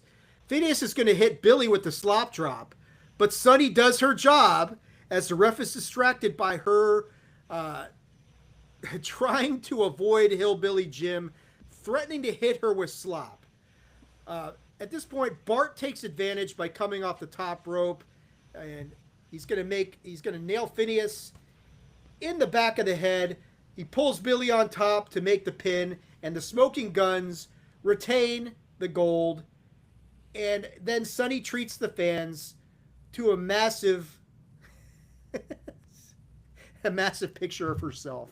And that's how this whole thing ends. So, yeah, I don't know. I mean, the whole thing was just so wonky and fucked up. The Guns retaining, I don't have a problem with. Sunny putting a big old picture of herself up on the whatever, the Titantron, that's fine. That's one thing. But I don't know, man. This match didn't do it for me. Tony, did this match do anything for you? This was kind of shit. I kind of gave my take in the middle of everything. DJ, go ahead. I have not much else to say. This match stunk. It stunk across the board. It reeked of 1995. They didn't know how to do this yet. They had a Yeah. stupid rule that made no sense. They should have just went with the two biggest things they had, and they could have had it where I would have done this where these two teams would have been feuding, and like the Godwins are trying to get Hillbilly Jim to stop being so smitten with Sunny, and that would have cost them the match instead of the opposite where Hillbilly's trying to get her with the slop. Like it would have been funnier the other way around. Yeah, Hillbilly Jim doing. Go ahead, Deej. Side note, just because I want to put the guy over, Hank Godwin was a hell of a worker. And I didn't appreciate that at the time because he got tied up into the tag team with Phineas, and it was a silly thing and a silly, goofy, make the kids giggle gimmick. Henry Godwin was a hell of a fucking worker. Looking back retroactively at some of his stuff, the guy was a beast in the ring. The Master Blaster. Master Blaster. He was. Yeah. I'm with you guys. This match did not do it for me. So many things wrong with this one, and like you're saying, it reeks of '95 in so many ways. And it's just like I think the main thing is, it's going to be a few years before they start ironing out this whole Fatal 4-Way. And you could say even now to this day that the Fatal 4-Way tag team match is the way like you could tag in any other team, as opposed to just have four fucking teams go at it, you know, and not worry about all this machinations of all that sort of shit. So the Guns retain. The fans get to see a picture of Sunny. Whoop-de-fucking-do. Let's move on. We get lots of footage of activities with the WWF stars and people around the Cleveland area, including painting some buildings in downtown Cleveland. That's always a good time. Brand new Gund Arena where they're coming from. That's right. The Gund Arena was brand spanking new at this point in time. Jerry Lawler's trying to learn how to throw a spitball? And throwing out the first pitch at an Indians game. Is this before Major League or after it? I don't remember. Wasn't Phil Necro the spitball pitcher and he was a Cleveland Indian? Yeah. I think so. Yeah. Dynamite drop in there, Monty. Those broadcasting lessons are really paying off. But nobody's listening anyway. That's right. I always kind of dig these archival footage of what WWE doing this community outreach sort of thing wherever they were at this point in time, and it's kind of cool. I mean, it's certainly not like it is now, where you get to see, it's very involved. Make a wish and all that sort of stuff, and this is just like WWE superstars painting buildings and going to Indians games and that sort of thing, which is kind of fun, I guess. But it is. I mean, it's Cleveland. not, It's Cleveland. It's Cleveland at the end of the day. It's what they did to promote back in the day leading up to the events, right? You know, now Yeah. they have social media and you go to a T-Mobile store and you get to see the Miz or something like that, you know, for this kind of stuff. So it's the same thing. They went on the radio shows forever and, you know, promoted in the area in which they're trying to sell the tickets, right? Let's get them sold out as quick as possible. You're much more aware of, I think, all the outreach activities that are going on now, obviously, because you've got Social media. and that sort of, yeah, exactly. Some of You us guys have met. What? Yeah, some of us have it, not Sorry, all no, of us. I did. Did I say that out loud? I'm sorry, Dave. Rub it in, Tony. Didn't mean to. One of my good buddies. We were sitting around one night, and one of my good buddies, he like slipped and like had a rug burn on his elbow, and then the general of DWI lore, he sat next to him and he's like, "Is it okay? Let me take a look at it." And he had salt in his hand and he just rubbed it all over his fucking face. One of the greatest things ever. Oh, we all laughed. I'm glad you're Sorry. not that vicious, Tony. Thank you. Sorry. I think. Well, my group is wrong. All right, so you guys had mentioned this match earlier. We don't get the British Bulldog versus the Ultimate Warrior, but we do get the British Bulldog versus Psycho Sid. And what's interesting to me about this match right off the bat, the fans are solidly behind Sid. He gets a pretty big pop as this match gets going. As for the match itself, it looks like Davey Boy hasn't won as he hits Sid with the running power slam, but the Bulldog gets distracted by Clarence Mason. That motherfucking Clarence Mason is back out there, and Jim Cornette arriving at ringside. Sid takes advantage of this as he is going to reverse another power slam attempt, hits the power bomb, and Psycho Sid gets a pretty damn big victory at this point, especially when you consider the trajectory of where Sid's going to go in just a few months, stemming from this win over a legit former Intercontinental Champion and one of the better technical wrestlers out there. I thought this was a solid win for Sid. The match is really nothing to write home about. It's not a bad match. It's a good fight. It's a good hoss fight between these two powerhouses. But I thought, just from a momentum standpoint, probably much bigger for Sid than anything that Davey Boy could have gotten from this. Deej, I'll go to you first. What did you think of this matchup? I had unashamedly had fun with this match. Sid is about to go on one of my favorite all-time runs. As much as there may be some low spots in this era of WWE, I had a lot of fun with the main event run that Psycho Sid is about to go on. The fans obviously were really into it. I will never accuse Sid of being a great professional wrestler. Sid had everything you need to be a sports entertainer except natural wrestling ability. He had a look, he had an aura, he was the size, everything. He had all the stuff. When he wasn't cutting a live promo, We're live, pal. and he stuck to his guns, Sid was believable into a line with his promos. But when they found a way to book him properly, which Vince has finally figured out the formula with Sid, he's awesome. Like, awesome Sid was. I absolutely enjoy the era that we're about to get into with Sid Vicious. Yeah, he once they got over and figured out, like, Sid is, I mean, Austin is of course going to become the big anti-hero during this whole run. Sid's probably number 2 because He they was never the prototype for what Austin would be able to do. right, because they never formally like flip him babyface. It's just the fans start cheering for him. They wanted that edgier kind of thing, and Sid was just this badass who didn't give 2 fucks about anybody. And the fans, you see that they start to gravitate, and then where we go with the next installment of the Big Five project, when we're going to talk Survivor Series 96, you see where that goes completely, as far as, you know, Psycho Sid and the fans sort of rallying around him. Tuddy, what do you think of this match? Psycho Sid defeats the British Bulldog in a pretty decent match. No, this is a fun one, right? Like we talked about Davey before, and you put Davey in with someone else competent, and you just have a good time. This is like an early edition of meaty men slapping meat, right? Like these guys are big. They're both fan favorites if you think about it. You put them both in their own peak time, and people cheer these guys. They want to cheer for these guys because they're fun to watch. They're fun to look at. They're two of the best body guys ever, to be honest with you. Oh, You yeah. want to talk about one of the best big guy body guys and then one of the overall best body guys. Like, these guys are both Hall of Famers. Yeah, we got a comment from our friend Whistling Mike. One thing I remember about Sid was people said he was all natural. I don't know how correct that was either. Tough guy without. Sid being all natural. I mean, the thing about Sid is that's tough though because Sid was so big. Yeah. You know, 6'8".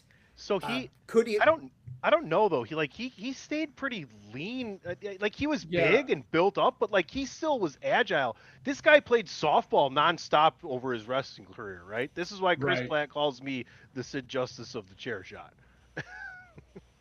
Yeah, that's true. I mean, I think in this era, would we say that Sid was all natural? I kind of doubt it. Was he like to Warrior levels of roid usage? Probably not. I think what we're trying to say here is it made him look a little bit better, but if he didn't even do it, he would have still been Yeah. just Like, I refuse to impressive, believe right? he didn't. I refuse to believe he didn't cycle once in a while, but to the level that a lot of the guys were, probably not. And when I was in the business, a lot of the guys that I wrestled with, who wrestled with Sid, spoke very highly of him. And apparently, like for the job guys, if you made Sid look good in the ring, Sid took care of you. Yeah, I haven't heard. I mean, Sid had his issues as well and his demons, that sort of thing. But as far as his in-ring work, he was always solid. I mean, don't put him in front of a live mic and you're in good shape. It's just that live stuff, like Yeah. we're doing live without a net. We're Because live I have now. half the brain you do, and I'm half Yeah. the man you are. Yeah, exactly. Kevin Nash just sitting there like, what the fuck just happened? What did he say? You got it, buddy. You're What? right. You're right. betcha. I'm going to agree with you on that one. betcha. We then go from that to Gold Dust with Marlena taking on Mark Merrow with Sable. So, we've got we're talking about the smoke show that was Sunny. We've got some more smoke going on here in this match. It's all over the place. The match was okay. I think like a little bit disappointed by what I thought this match was going to be. It didn't quite check all the boxes and hit what I wanted to in this match, but it's an okay match. This match is complete with Mankind stalking Sable, because that's the thing at this point in time. Mankind stalking Sable. Mark Merrow is going to hit Goldust with the Wild Thing shooting star press. Did you guys know this is the first time Mark Merrow actually breaks this move out? Like, they practiced it, but he never tried it like at a house show. He never tried it anywhere else on a live event. The first time he tries, and this is an era, this is 96, so shooting star presses are not exactly commonplace at this point in time. Maybe the cruiserweights and the guys in Japan are breaking these out all the time. But in American pro wrestling, WCW, WWE, you didn't see this that often. So Mark Merrow breaks out this Wild Thing shooting star press for the very first time. And, yeah, exactly. Whoops, that's the wrong one. Let me put this one. Dave, young Brock was watching this match and Right. didn't learn it well enough. You know what, Dave, though? The funny thing is it's kind of starting to happen in WCW, because one of the matches that you can watch from Bash at the Beach is Rey Mysterio versus Psychosis. So we're getting into that. So it feels like, maybe Vince was like telling his producers, if guys want to do some more bigger stuff like this, we're going to get the last match, which is full of moonsaults as well. So. Yeah, for really big dudes. But moonsault, I mean, Deej, And dudes with attitudes. Deej, you've been in the ring. I can imagine a shooting star press is much harder to execute than a moonsault. Is that? Oh, a fair 100%. statement? 100%. Yeah. So I mean, I could never do one, so I can't speak on like personal, but I've attempted moonsaults. They're not easy. I could like a moonsault I would try and do. The idea of a shooting star press would terrify the shit out of me. Yeah, because you're inverting yourself. Yes. Yeah, and I mean, it's one thing to do a backflip. It's another thing to do that. I mean, Right. I mean, even in the swimming pool, I won't try that shit because I'm like, nah, that's all right. One's like a backward somersault, and the other one's an actual backflip. Right. Yeah. Right. Right, and you've got to have some much better control to execute the shooting star press. But after Mark Mero hits this thing, Marlena is going to distract the ref. Mero can only get a 2 count off the shooting star press because of this distraction. Goldust takes advantage. He's going to hit Mero with the curtain call, and it's enough for him to get the victory. Mark Mero is then going to save Sable from some post-match cringe-worthy stalking from Goldust. So poor Sable can't catch a break on this fucking thing. And he sends Goldust and Marlena scurrying off to the back. So, that sort of stuff is, this is where Sable's going to go. Sable is going to become the sex symbol in WWE. Sunny, much to her chagrin, is not going to be able to match that. But yeah, I almost felt a little bit bad for Sable in this match. Sure, she's stalked by this crazy fucker Mankind. Then she's stalked by Goldust and Marlena. Mark Mero saves. This ends badly for Mero, but at the same time, the Ahmed Johnson situation we talked about early on is going to pay dividends for Mero because there's going to be a tournament for the vacant Intercontinental Championship that Mark Mero is going to win and become the Intercontinental Champion. So it's not all bad. And you get Sable as well until, as Mike was saying, a young, virulent Brock Lesnar comes along and ruins all that shit for real. Have you guys heard Mark Mero tell the story? I have. It's hilarious. And so, here, I'll go ahead, tell it. Go ahead, Tony, tell it. Yeah, for people listening and you might not have heard this, he's like, and this is really just a quick generalization. He found out, he was super pissed. He didn't know who it was. Then he found out it was Brock Lesnar, and he's like, well, I guess it's just time to move on. Pretty much. He's like, if I find out who it is, I'm going to kill him, I'm going to kick their ass. And he thought it was Brock. He's like, well, good. Yeah, I hope they're happy. And they are. Probably. Look at they are. They're still together. They're still together. So it was obviously true love or something like that. But Mark made a very wise career decision. I would say, unlike Eddie Guerrero, when he tried to take down Kurt Angle, and Kurt Angle just wrapped him up and asked him, why would you do that to me? I'm a gold medalist. To which Eddie Guerrero replied, because I'm stupid. Yeah, it's one thing to take your boot off in the ring and get a win, but Brock didn't even fuck with Kurt Angle. He tried, and that didn't work out well for him either. So the lore goes that the biggest things that everybody wanted to see was a wrestling match between Angle and Brock, and Angle and Show, and Angle dominated Show, and Brock will tell you that. Angle will tell you that he held his own against Lesnar, and everybody else will say Lesnar's lucky that Angle didn't want to hurt him. Yeah. Brock was a tremendous amateur wrestler and a great MMA fighter, but as far as amateur wrestling, Kurt's a fucking gold medalist. Well, and guys, did he win Brock's peak was NCAA champion. Right. Kurt was an Olympic gold medalist, and he won it with a broken freaking neck. Yeah. And the funniest thing about all of this is Vince McMahon consistently and consecutively tried to take down Kurt Angle throughout his WWE career. That's hilarious. On airplanes, in offices, and everything else. Yeah. And Brock and Kurt's in-ring rivalry is one of the best things going as we get, later on. And the Iron Man matches and all that sort of stuff. It was so important for Brock at that point in time. And I know we're years down the line on the Big Five chronology from getting to that, but giving Brock somebody legitimate he could work with at that point was huge for him. And it would pay dividends even later on when he would come back. So, all right. So after this whole affair of things, then we get to probably one of the big highlights of SummerSlam 1996. And we're going to go to, this is the first time they're going to do this whole thing. We get to the Boiler Room Brawl between the Undertaker. Lawler and Jake Roberts? Not really. Did I miss that? It's okay, though. I shouldn't have done that. I'm like the kid who brought up, hey, you didn't assign us homework. You're right. I did. Yeah, I skipped over that. Let me just say, here's my comment about this. It's so great that JR and the King are both there together. Now, just put them in the right fucking spots. Yeah, okay, so hold on. I skipped over a lot of stuff. I'm sorry. My bad, guys. I skipped to the next DJ. page. DJ, I'm sorry. Yes. I can Sorry. tell you I hate you right now. Yeah, I know. I know, hate I you. know. I know. I'm really sorry. I'll give you half my tater tots at lunch, okay? No, So you when can do my you mentioned fucking that to me, homework, I'm pal. like, Ah, what? Yeah, we're that's what I live, had and I DP fucked for in high school. that all up. So we get footage of Farouk injuring Ahmed Johnson, causing an injury to his kidney. We talked about this whole thing, requiring emergency surgery.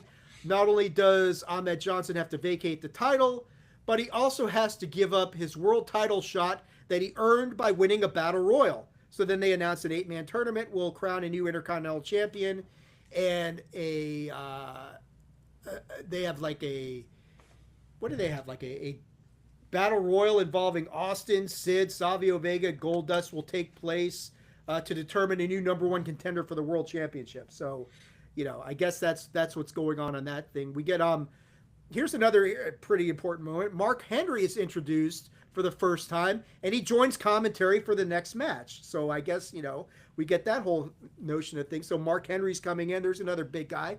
Obviously, Mark Henry's going to become a very big deal over the later years. So we get to see that. But yeah, we get this Jerry Lawler versus Jake Roberts match, which is god awful. And what I was going to say is, like, Jake Roberts, he hated this feud with Jerry Lawler because during this whole thing, Jerry Lawler is fucking around with the whole alcoholism aspect of things, right? And Jake's trying to get clean at this point. He's trying to find solace through the Bible. And Austin already gave him a lot of shit in their match about that. You thump your Bible, go get some Mad Dog 2020 and all this sort of stuff. Jerry's going to push this to another level entirely by putting up bottles of whiskey and alcohol. Can I just say that Mad Dog 2020 has been the ring sponsor currently for WWE on Raw and SmackDown? How hilarious really? that is! Yes. Are they? Wow. Yes, it's in the middle of it's the logo in the middle of the ring on Raw the last few weeks. Mad Dog 20. I'm like, are you fucking kidding me? That's hilarious. Everything comes full circle, right? But during this feud with Lawler, Jerry's going to taunt Roberts. He calls him a drunk, brandishes booze bottles in front of him to try and rile him up.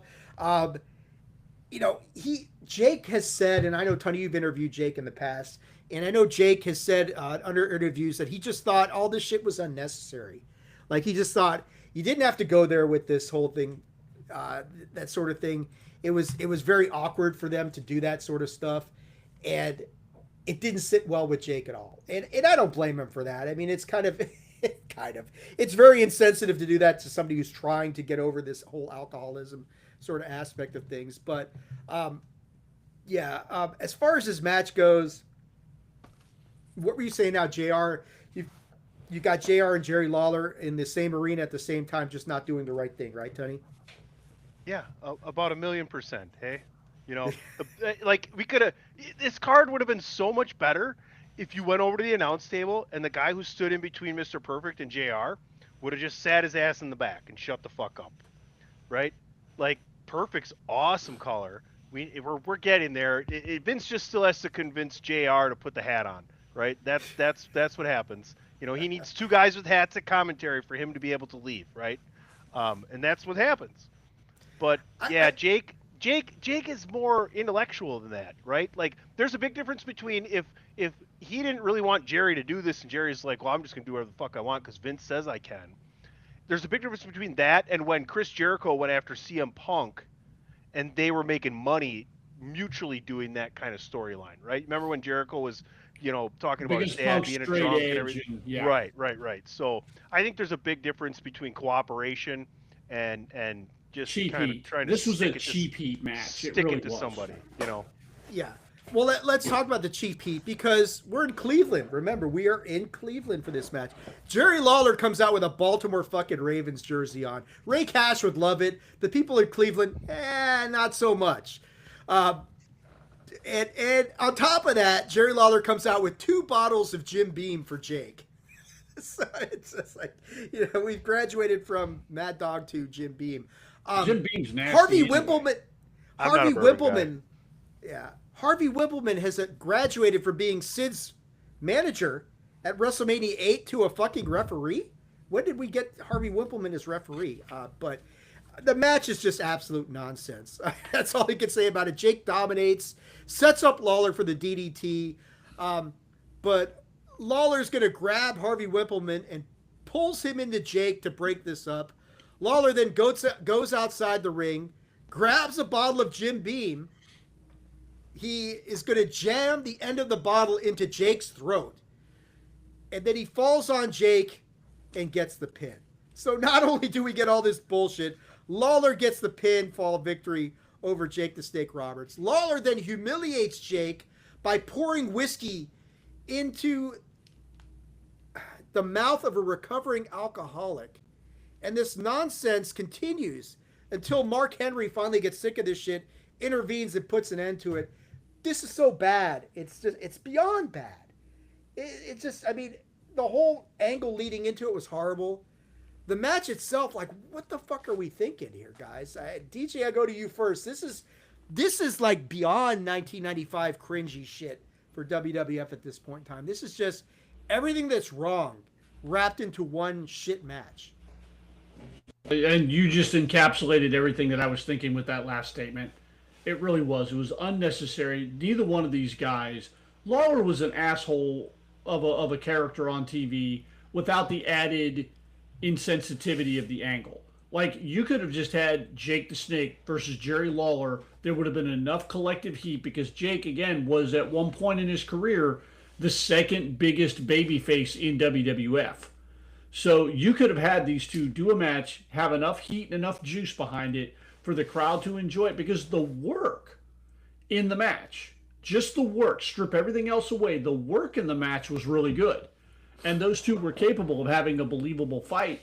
The bullshit wrapped around it, the bullshit finish, and everything that happened afterwards, one, didn't do either one of those guys any service at all, and it almost killed Mark Henry's career on arrival. Like, that's how you introduced the guy, was it to save Jake from a shitty angle. Terrible all the way around. Terrible booking. Tony, anything you could redeem from this match? Because I don't think you can. I'll give you the second most popular phrase of the soup Nazi. Next. Yeah. Yeah, there's not much more you could say about this. This is bad, and just a kind of a, you know, like we're saying, we're into the better part of things because we're out of 1995 now and we're into 96. But boy, this match here shows you there you've got a long way to go, baby. Vince Slims hasn't cut the strings just yet. No, Vince is still, cocaine's a hell of a drug. He's about 50 weeks away from changing his business plan. Exactly. Like, legitimately, like, we sit here and talk about, like, everything that we continue to find wrong, even though the pieces of the roster we need are almost all there now. It takes WCW kicking his ass to realize we got to get rid of the hokey bullshit and go more, real life. And WCW is going to teach him that over the next, like we said, however many weeks until he starts to change. And then eventually that's why 83 isn't 84 or 85 or 86. Well, yeah, right now we're at week 8 of 83. So he has not gotten the message quite yet, but he's about to. But all the people are there. Almost all the people are there that reverse that. Yep, absolutely. All right, now coming back to it, let's talk about the Boiler Room Brawl. Yes. Undertaker and Mankind. And I mean, Tony, we talked about this, I think it was the last episode, and we did a short on this, or we did part of the last episode. I turned this into a short, and it got one of the better shorts that I put on YouTube was you and me talking about Undertaker and Mankind, and how Mankind gave Undertaker somebody legit to work with, who wasn't scared of him, who could be a formidable challenge, who gave you something believable to get beyond just the gimmick of the Undertaker, somebody that he could work with to really bring the greatness that the Undertaker would eventually evolve into and start to really bring that out. Mankind was that foil that the Undertaker so desperately needed. And this fucking match here, the Boiler Room Brawl, is another just tremendous example of that. I think the first half of this match is recorded, before the event takes place. So they recorded the first half of the Boiler Room Brawl. The stuff actually in the Boiler Room was recorded ahead of time. There's also a moment in this match, like there's a ladder spot we're going to get. Well, let's talk about it and get into this whole thing, because this is, they saved the best two matches for the end, clearly, because the Boiler Room Brawl and Vader and Shawn are the highlights of this whole thing. Go ahead, Tony. Would you guys say that this is like the first raw, unintentional cinematic match? Because we're taped ahead of time.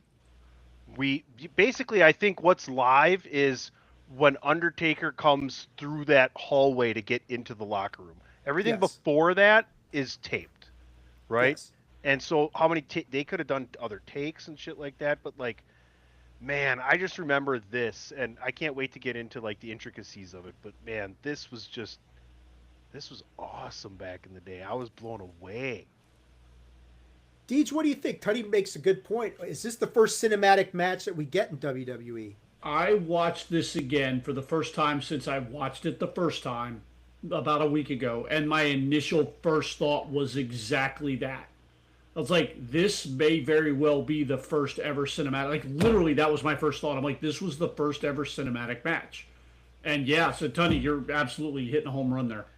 I mean, the things that add to it, like, and we'll get into it, but one of the major things is you never ever seen really anything like the feed goes in and out throughout the Boiler Room part. But I'll stop and let you lead through the match day, because this is we're finally at a point where we got something new and juicy to dig into right here. Yeah, like everything they got wrong with the Fatal 4-Way match because they didn't know what the hell they were doing, they get right here.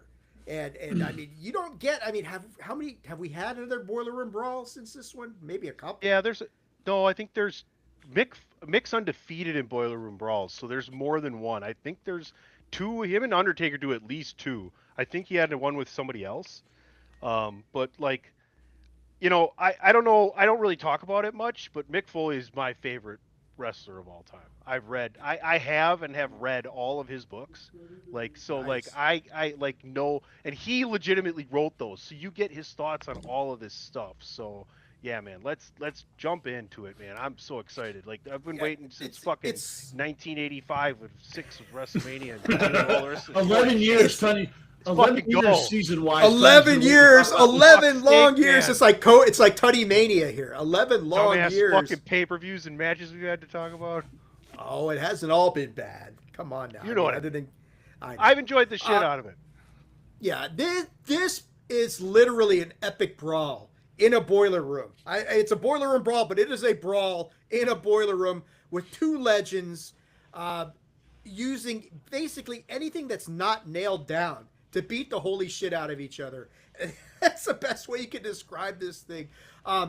This is including steam from a boiler vent, a fire extinguisher, ladders, and much, much more. I mean, like, everything is fair game in this thing. Mankind definitely has the edge in the boiler room aspect of this thing, in the cinematic part of this thing. It's definitely Mankind who's got the edge. After he does this whole thing, and there's, I think, a spot in there with the ladder that Mankind does that doesn't go so well. And we all think about, when we think about Mankind taking big bumps and heavy spots, we all think, of course, King of the Ring 98, which is coming up. But there's a spot in here where Mankind could have really possibly ended his career, because he overcompensates landing on something, and he lands in a really awkward place. Tony, you look like you want to jump in there. I've literally watched this and the other match, like, and started doing it an hour and a half before we came on here. So like, I just watched this. So the spot is like one of the first attempts to leave the boiler room, and it's to go up out of the boiler room in a ladder and a hatch above with the Taker down. And Taker comes up and pulls the ladder back. Now, Foley's end up going to be short of what he needs to land on. So Yes. that's why he turns and lands a different way. If you look at he was probably supposed to kick off of it a little bit and didn't, but he was almost going to, like, he was really going to fuck his spine up if he landed on his back. Yeah. Yeah. So he barely avoids a really nasty sort of situation. Mike, nah, This is before Mr. Socko. Mr. Socko was not in this match. Yeah, Mr. Socko's not in the match yet. This is when Mankind was still serious. Yeah, Mankind is still a serious heel at this point in time, and we're not to the cute and fuzzy Mankind version quite yet. He's there to accentuate the fact that the Undertaker is so mythical, but you have this guy like Mick Foley or Mankind who enjoys pain. Like, he gets better as he gets hurt, right? Yeah. I tell you, Mike, if you've got Netflix, go watch this match. Go watch After this episode. Yeah, it's go the watch second a last spoiler one on room the match. card. It's pretty fucking epic. So at this point where they end the cinematic stuff, Mankind definitely has the edge in the boiler room. He starts making his way to the arena. So he's the first one making his way to the arena first. What were the win conditions? You had to make it into the arena? Is that how you won this match? No, you had to get into the ring and attain the urn. Paul Bearer was waiting. Right, that's right. Once they start getting into the arena, Undertaker then gets the advantage in the arena. And he seems to have the match won when he slingshots Mankind off the ring apron to the ring floor. But this is where you get one of the most shocking turns in WWE history, at least to this point in time, because you don't see this one coming. Paul Bearer shockingly betrays Undertaker as he refuses to give him the urn, which would have given him the victory. He turns his back to Undertaker, and then he cracks him in the head with the urn. Paul Bearer then presents the urn to Mankind to literally hand him the victory. We then see this is when we see this for the first time, the Druids show up for the first time as they come to ringside and they take Undertaker's seemingly lifeless body to the back in a absolutely stunning, shocking development to the situation. So this match has it all, guys. I mean, it's as physical as you want. You get great spots. You get all this drama. And then you get this mind-numbing turn. Like Paul Bearer, who's been Undertaker's biggest ally since he came onto the scene. And we're in 1996, so what? This is 6 years later that Undertaker's been in WWF at all this time. And Paul Bearer's been by his side the whole time. Paul Bearer was the one who brought him back from the dead at SummerSlam 94, exposed the Underfaker, that sort of thing. And then here, I mean, DJ, I'll go to you first on this. I remember watching this in 96. I didn't see it coming. Did you see this turn coming? Not a bit. Again, watching, much like we talked about earlier with the Hogan heel turn, watching this strictly as a fan and a guy who doesn't know shit about this shit. It was another one of those wow, holy crap. And that's the wow, holy crap after the wow, holy crap that was the match. Hold on a sec. I'm just wondering, you just said, based on what happened with Hogan, do you think Vince did this to go for that, wow, holy crap, I didn't think that was possible? It's entirely possible. We need a shocking moment. What's more shocking in WWE at this point in 1996 than Paul Bearer turning on The Undertaker? You think he's that reactionary yet already? I don't think so. Yes. I think he is. I do, because if he wasn't, then you wouldn't have fake Diesel and fake Razor Ramon. Yeah. So I think that there's a reactionary aspect of things that I don't think that was reactionary. That was just reactionary to them leaving him believing that his story was better than anybody could play the characters he wanted. I think Vince saw the writing on the wall. I think Vince knew something was coming. He was trying to figure out how to combat it, and he hadn't figured out the formula yet. Well, I think the thing is that Vince, what bugs me about that, and yeah, it's petty, but that's Vince at this point in time, is him like saying, you could be Scott Hall and Kevin Nash, but Razor Ramon and Diesel are WWF characters. I'm keeping them, and I can just slot anybody into their spot. That was Vince's arrogance. That's what I was saying. I don't think it's reactionary. I think he's like, I'm just going to do what I'm doing. I don't need you. Maybe. Yeah, I don't know. Did he react to the Hogan heel turn? I got to think that maybe he saw something in that where he was like, I don't know. I mean, there's an element of that sort of thing where you sit there and you look at that and you think, well, that was so shocking. What could he come up with to? I just disagree because of these two guys, right? Like, I think he wanted to do something more for, like, they specifically came up with this character and brought in Mick Foley to give Undertaker something new, and that's probably why they did the change there with Paul Bearer, because you already said it's been 6 years. Let's Yeah. do something different here, and it's going to continue to get different because Vader's going to get hurt, and they need a guy under the red mask soon. So, Yeah, exactly. Well, Vader's whole situation is going to lead to an interesting development. But Tony, I'll go to you on this. You know, your thoughts about the match in general. I know you're a big fan of it. The heel turn at the end. Well, not even. Yeah, I guess it is a heel turn, but it's a change of allegiance that shifts the balance of power and kind of. It probably. I think this match probably elevates Mick much more than Undertaker at this point, don't you? it gives the Undertaker something new. It gives something people to think about differently with the Undertaker, because now he's got someone that is on his level of recovering from pain, right? Like, we think about the Undertaker's indestructible. No matter what happens, eventually he's going to sit up. Whether he wins or loses, he's going to sit up, right? You can't get rid of him. Well, who the fuck is this Mankind guy that just is like, yeah, give me more of that fucking awful tasting bullshit? And that's what he does. Like, my favorite thing about early Mankind is that he comes to the ring with one set of music and leaves the ring with another set of music because he's so deranged. Like, it's like, I'm coming in for manipulation and mutilation, and when I leave, I'm happy that I did it. So you get this kind of weird success song that's very calm and odd. Everything was set up in the Boiler Room perfectly. Every time they tried to do an escape, every time they did a spot, you talked about the ladder, you talked about the steam, you talk about every time they went into something, there was like 3 or 4 big metal bars that would come crashing down and make a huge sound. Like, audibly, it was excellent. I like the fact that they didn't have the announcers announcing that part of it. They were just kind of audibly reacting to big things that happened. Mick Foley and the sounds he makes, whether he's on offense or getting his ass kicked, the squeals, the mommy, whatever, it's brilliant genius. And the fact that Mick Foley is so underrated in what he does and makes happen throughout the Attitude Era. He's such a glue guy. It's amazing.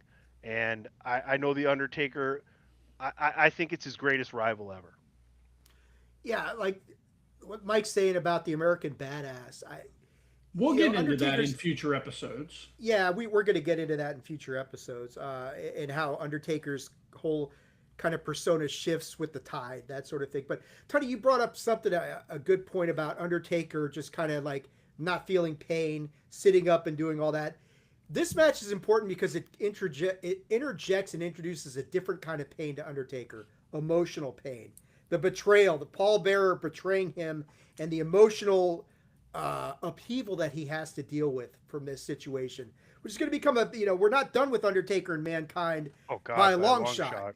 Yeah. I mean, you've got their first. This is like just the first trilogy of matches. Then they're going to rekindle this whole thing, and it's going to get even worse. Even though the respect between them builds and that sort of thing. But yeah, the Boiler Room Brawl is an excellent match. It's a unique event. I think you hit on it really well, Tony. The whole cinematic aspect of this that really makes it a unique sort of situation. And yeah, phenomenal match. So let's get to the main event of SummerSlam 1996. It is Vader with Jim Cornette taking on the Heartbreak Kid, Shawn Michaels, with Jose Lothario for the WWF Championship. Dude, this is a fucking wild match. I mean, this thing's got craziness going on. There's parts of this match, like, there's a spot in the match where Shawn is supposed to hit Vader with an elbow drop, and Vader fucks this whole thing up. And you actually see, like, Shawn, like, really hit Vader and curse him out and all this sort of stuff in the middle of the match. And Vader will admit later on that, yeah, it was my fault, I fucked up, and I deserve Shawn to get on me. All I'll say is, Shawn, you're damn lucky Vader didn't take real offense to what you did, because he would have ripped your head off and shit down your neck. That sort of thing. Because Vader was that kind of guy. Don't you think though that Shawn was smart enough to know that he had Vader's respect? Like, think about Vader coming back and just saying that, right? Like, there's some people that, like, you come across as like, don't fuck with Vader, one of the baddest ass guys. He's kind of like a fucking God damn it, Meng. I can't think of his WD. Haku. Haku. Yeah. And it's like there's people he had to get along with though. There's people he had to listen to and respect, and everybody wanted to work with Shawn Michaels in the ring at this point. So like, I don't know, man. You fuck with Shawn Michaels like that, you're gone. Well, yeah. This is and a guy who can do whatever he wants and say to Vince, and don't just think that started with the DX shit either. Okay. No. Well, I mean, and Sean would later on, years later, when he was in a better place, say that was very unprofessional of me and I shouldn't have done that. So Sean knows, at the time in the heat of the battle, and Sean is your WWF champion. And I think he's still living in Bret's shadow, even though he beat Bret at WrestleMania 12. There's still that aura of Bret Hart hanging over his head. He's still trying to, this is a good point that Mike's made. Vader is more scared of Vince than Sean, and Sean knew he was protected. That's exactly what I was right. Kind of what I was saying. You fuck with Sean, you're gone. And yeah, that's exactly that decision, right? Yeah, that's exactly right. And I think Sean, I think, is still trying to establish himself. And there's credibility to this because you look at what's going to happen in a few months where they pull the belt off Sean temporarily. And the idea, I think, let's talk about this match and we'll talk about the aftermath and kind of where Vince pivoted a little bit because of this whole thing we're talking about with Vader and Sean and Sean probably getting pissed and said, I can't work with this dude. That's not going to work for me, brother. Give me Sid instead. But the match is absolutely wild, to be sure. Sean is going to show a ton of fight in this as Vader really beats the shit out of him for most of the match. Vader is going to win this match several times, right? As this match goes along. He first wins the match by countout when he drops Sean across the guardrail and outside the ring, and then Cornette's going to get involved in this thing because he after Vader wins by countout, because Vader wins the match, but he can't win the title, right? By countout, we know that. So Cornette is going to goad Sean. So Sean's out of this whole thing. It's like, yeah, I lost, but I got my title. But Cornette is going to goad Sean into restarting the match. And then Vader's going to win it the second time by disqualification when Sean is going to beat the hell out of everyone with Cornette's tennis racket. So Sean gets disqualified. So Vader wins for a second time. But again, he can't win the title by disqualification. So then Cornette is again going to convince the referees to restart the match. Vader's then going to kick out a sweet chin music, which is something we have not seen before. Sean is going to survive a Vader powerbomb. Vader's going to go for the moonsault, like Tony was talking about. We get moonsault in this match. Sean moves out of the way. He's then going to hit Vader with a moonsault of his own. His knee is going to hit a standing Vader in the head. And in the process, Sean gets the win to retain the championship. Okay, let's just talk about the last thing you said. That is what JR says on commentary to cover up the fact that Sean almost completely missed this moonsault to win the match. Yes, exactly. Can I say that Shawn Michaels had the worst moonsault one of the best workers ever to do it had the worst moonsault of anybody doing moonsault. It makes no sense. His only good moonsault was his springboard off the middle rope out on the apron to the outside. That was his best. Trying to do an Asai moonsault was the closest he ever got to doing a decent moonsault. That Vader's was better. Was the shit. Yes. Vader's miss on the really close moonsault in the corner there. That is really good. Yeah, it's amazing to me how good Sean could do anything in the ring except execute a decent moonsault. And like we were talking earlier, is the moonsault easier to do than the shooting star press? Yes. But Sean just could not execute a moonsault. I don't really understand why. He could do everything else. But not that. Yeah, but this match was freaking crazy because of the whole aspect of, how many times are we going to restart this match? And maybe he just wanted to leave one move for everybody else, Yeah. You guys, I get the moonsault. You guys can have everything else, that sort of thing. So, Tony, I'll go to you first. Your thoughts on the match in general and Sean retaining the championship. Obviously, it was important for him to do that and get a win over a guy who a lot of people thought Sean had no chance of retaining the championship against Vader. But he showed a lot of fight in this match and came out on top. Yeah, it's a legitimizing moment as far as like a smaller WWE superstar being able to defeat someone of that caliber. Not just like, him and Nash having things going on, but like this dude is like heavy. I Yeah. mean, heavy. Jim Cornette is priceless in this. The promo he gives before they come out, watch that. It's awesome. When he's standing behind Vader, sometimes you can see him, sometimes you can't. And what he says about Vader's about to go and beat Shawn Michaels is excellent. Shawn Michaels turns into Andre Agassi of the WWE at the time, taking that tennis racket and whooping everybody's ass with the earrings and the hair. But Shawn just looks great. I'm ready for Jose Lothario to be gone, but Mike Chioda was in that match as a ref, and then Was he the ref, Mike Chioda? Well, he was one of the. I thought there was a couple refs. Actually. Yeah, there were a few. Ref bump in there. But Chioda was out there with his light hair, and then there was one other dark-haired guy. I can't remember. Was it Tim White? It wasn't Tim White, was No, it? it wasn't. I don't think it was Tim White. All effort. Effort it out. Deej, your thoughts on this Shawn beating Vader to retain the championship here? I hated it. And I've gone on record on this show as saying I hated the boyhood dream click era Shawn Michaels. I wanted that to be done and over with. It sucked. I was a Bret Hart guy anyway. This didn't do it for me. When Vader came on board, I have 3 thoughts about this match. One, Vader should never have been in a WWE World Heavyweight Championship match this soon in his career. And if he was going to be, he should have won it. They should have given Vader more time to adapt to WWE style. He just came from WCW, spent years in Japan. Vader was used to working a different way. And WWE, for as much as we love them, definitely has a style. There is a way Vince likes his workers to work, and Vader was not accustomed to that, which I think led to some of the mistakes in the match with Shawn. Vader can say, yeah, that was on me, Jack Doan, okay. And that's fine. He manned up, took ownership of it. Shawn retroactively said, you know what, I was an asshole. And that is what it is, and history is what it is. I personally think Vader should have won this one. And honestly, as much as they seriously tried, Vader never recovered. And his WWF career was a disaster after this match. To your point, do you guys know the original plan for this whole match? My understanding is Vader was supposed to win. It was supposed to be a non-finish. This match was supposed to be a non-finish. Then the Survivor Series match that we're going to get where Sid beats Shawn, that was supposed to be Vader's spot. Vader was going to beat Shawn in MSG. Shawn would win the title back in San Antonio. But because of the shit that happened in this match and Shawn saying, I can't work with this guy, he's too much of a lumbering oaf. The stuff you guys are talking about where Vader was more scared of Vince than Shawn. Shawn pulled that card. Maybe you should be more scared of Shawn than Vince, hey? Because Shawn's got Vince by the nuts right now. Right. So Vader's out because of the fuck-ups in this match, and Shawn just saying, I can't work with this guy.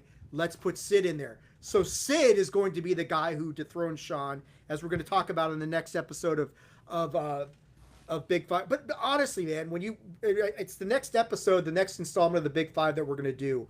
But that moment, DJ, you and I just talked about this a couple weeks ago, when Sid comes out at Madison Square Garden, Vader's not going to get that reaction. There's no fucking way. So again, we see this time and time again, Vince gets lucky by the way things work out. Because Sid's pop at Madison Square Garden for Survivor Series 96 is huge. And flipping the belt to him in that moment made sense. Whereas, I don't know if it would have worked with Vader. Does Vince get lucky, or did Vince just really have that instinct? Because I truly believe, and I'm not trying to put over, the guy beyond being an excellent booker more so than people give him credit for. I think Vince had the instincts and looked at the totality and said, look, Sid is Sid. My fans, my WWE fans don't know Vader. Well, here's a fat guy and a guy who's taller than him with huge muscles, right? Looks like a comic book superhero. Right. And here's the thing: we got history with Shawn and Sid too. You can't call Vince lucky. You can't ever at any point. There's too much of a catalog to choose from, and without him, we're not even sitting here talking to each other right now. That's the bottom line. Because Cold Steve said so. Cold Steve said so. It's an interesting pivot that we're going to get to as we move to Survivor Series 96 and the very last pay-per-view of 1996, as we are getting dangerously close to 97, which is a massive year in WWF. There's an In Your House in December, isn't there? There is, but we're not covering that. No, but I'm saying like there's another pay-per-view. I think there Yeah. is, but for Yeah. our purposes, it ends at Survivor Series. I wanted to bring that up for a reason because in between now and then, if you guys have time, listeners, etc., I want you to. We talked about two people really a lot on this episode: Shawn Michaels and Mick Foley. Mick Foley's now the number one contender for the World Championship, and this next month in September is In Your House Mind Games, and My Mick Foley God. will take on Shawn Michaels for the WWF title, and Mick Foley describes it as his greatest in-ring match of all time. Mick Foley has his peak right now. Enjoy as much Mick Foley matches as you can right now because the character continues to grow and get better and better. The man can only do so much. Right now, he's giving you the best artwork of his life. Absolute Well, fact. We know that In Your House is on Netflix. Do you want to do that as a side quest, Honey? Are you No. I nominated? just want people to Okay. know that. Okay. Check out the match. I just as a Mick Foley guy and Yeah, and a if Shawn you've Michaels never guy, seen- If you've never seen that era, or if you've only heard about it, go back and watch it. Tunney's absolutely correct.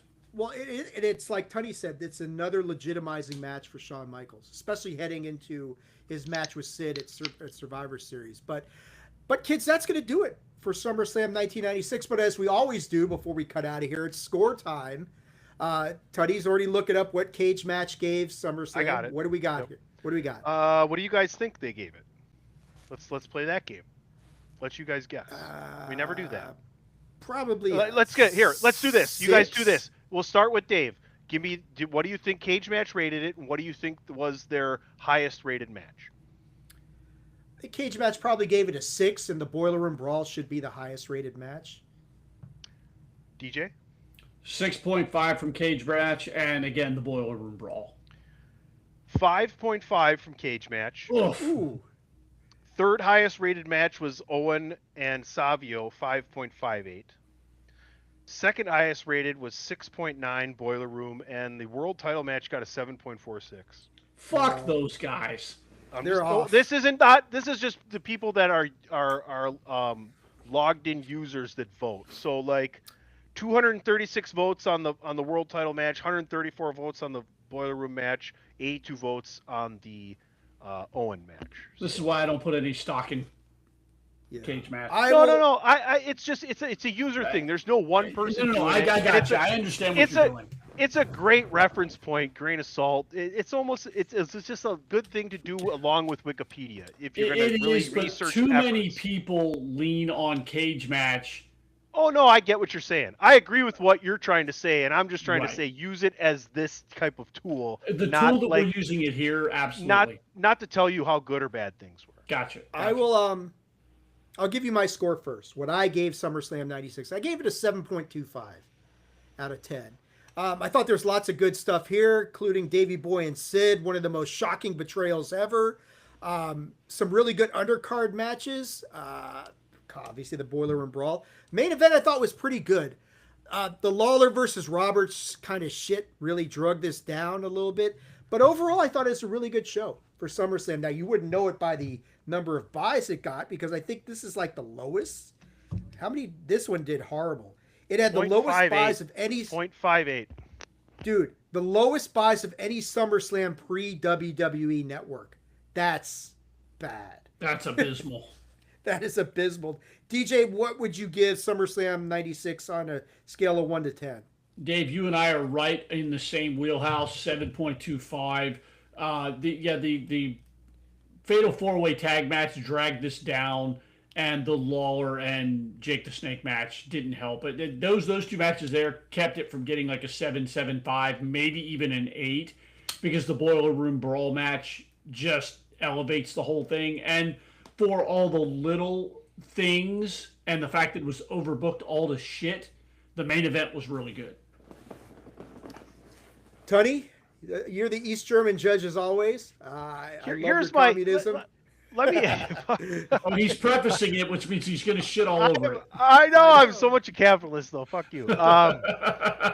Here's the thing: as I watch my Capital One commercial with Magic Johnson, Charles Barkley, and Spike Lee, Nice. let me tell you why I'm hard on a lot of stuff. Because I expect you guys to give a slew of 9+ ratings to fucking the next 5 years. Sure. This is a 6. This is a 6. This Yeah, is Where I it's thought okay. cage match was going to be.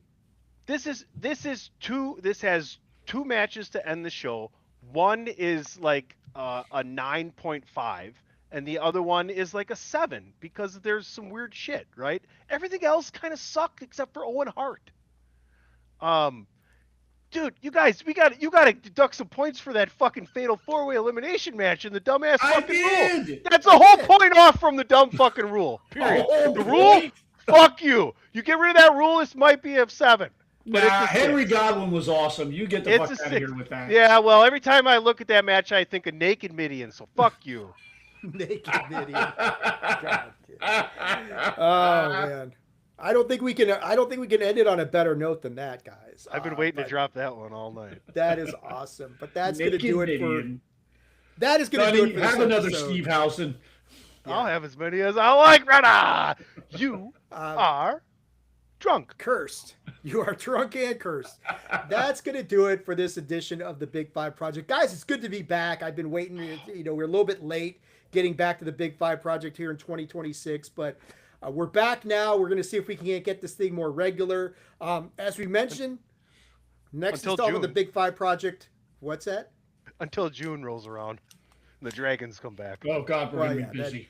Then yeah, we'll get crazy at that point. But like we said, Survivor Series 96, the next installment of the Big Five Project. It's a big event, a massive title change, and some really awesome stuff. And then we're into 1997. But before we got out of here, social media stuff. DJ, what is going on over in the mindless corner of the universe?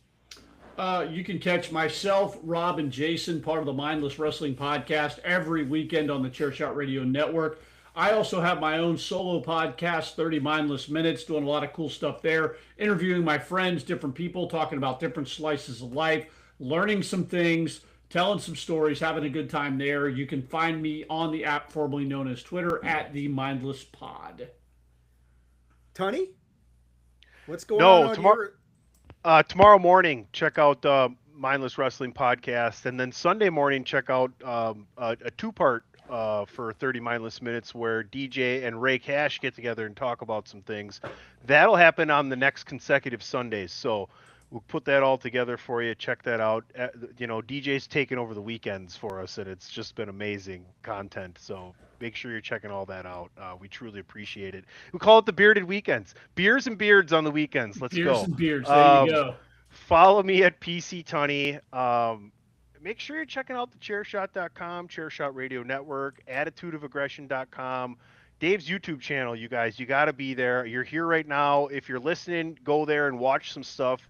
It's so much more fun just to see us make faces at each other and things of that nature. So, yeah, it's so good to be back doing this. Like, we talked about, like, this project is so important to me, and I think the same way for you guys, because, like, we're becoming WWE historians doing this, right? Like, we're Yes. creating a catalog of our thoughts for the entirety history of the WrestleMania era of WWE, and that's special to me, and it's special to me to do it with you guys. And I just wanted to thank Mike for sticking around with us Oh, here hell today yeah. in the chat, because best- we our know best Ray. man. Ray Cash bowed out on us. He's Ray watching bailed on SmackDown us like a bitch. but Mike stuck around with us. So, Mike, thank you for hanging out Thanks, with us Mike. and being part of the chat. We really appreciate it. As far as me, well, you can't follow me on X anymore, as we all know the situation there. You can go to TBD. Blue Sky. TBC. We'll see if we can ever get a human being to look at this. But you can follow me on Blue Sky at Attitude Ag. But as Tony mentioned, AttitudeOfAggression.com. The YouTube channel is still going strong. So go there and check out what's happening over there. We really appreciate it. And that, my friends, is going to do it for this episode and this installment of the Big Five Project. We will be back soon. I think we got an episode of Unidentified History that's coming up pretty soon. I think we're finally going to talk about the Kenneth Arnold sighting. Mike, you probably want to check out that one. That should be a good one. But until next time, guys, that's going to do it. For you wrestling fans out there, stay aggressive. Do it with attitude. We will catch you guys soon.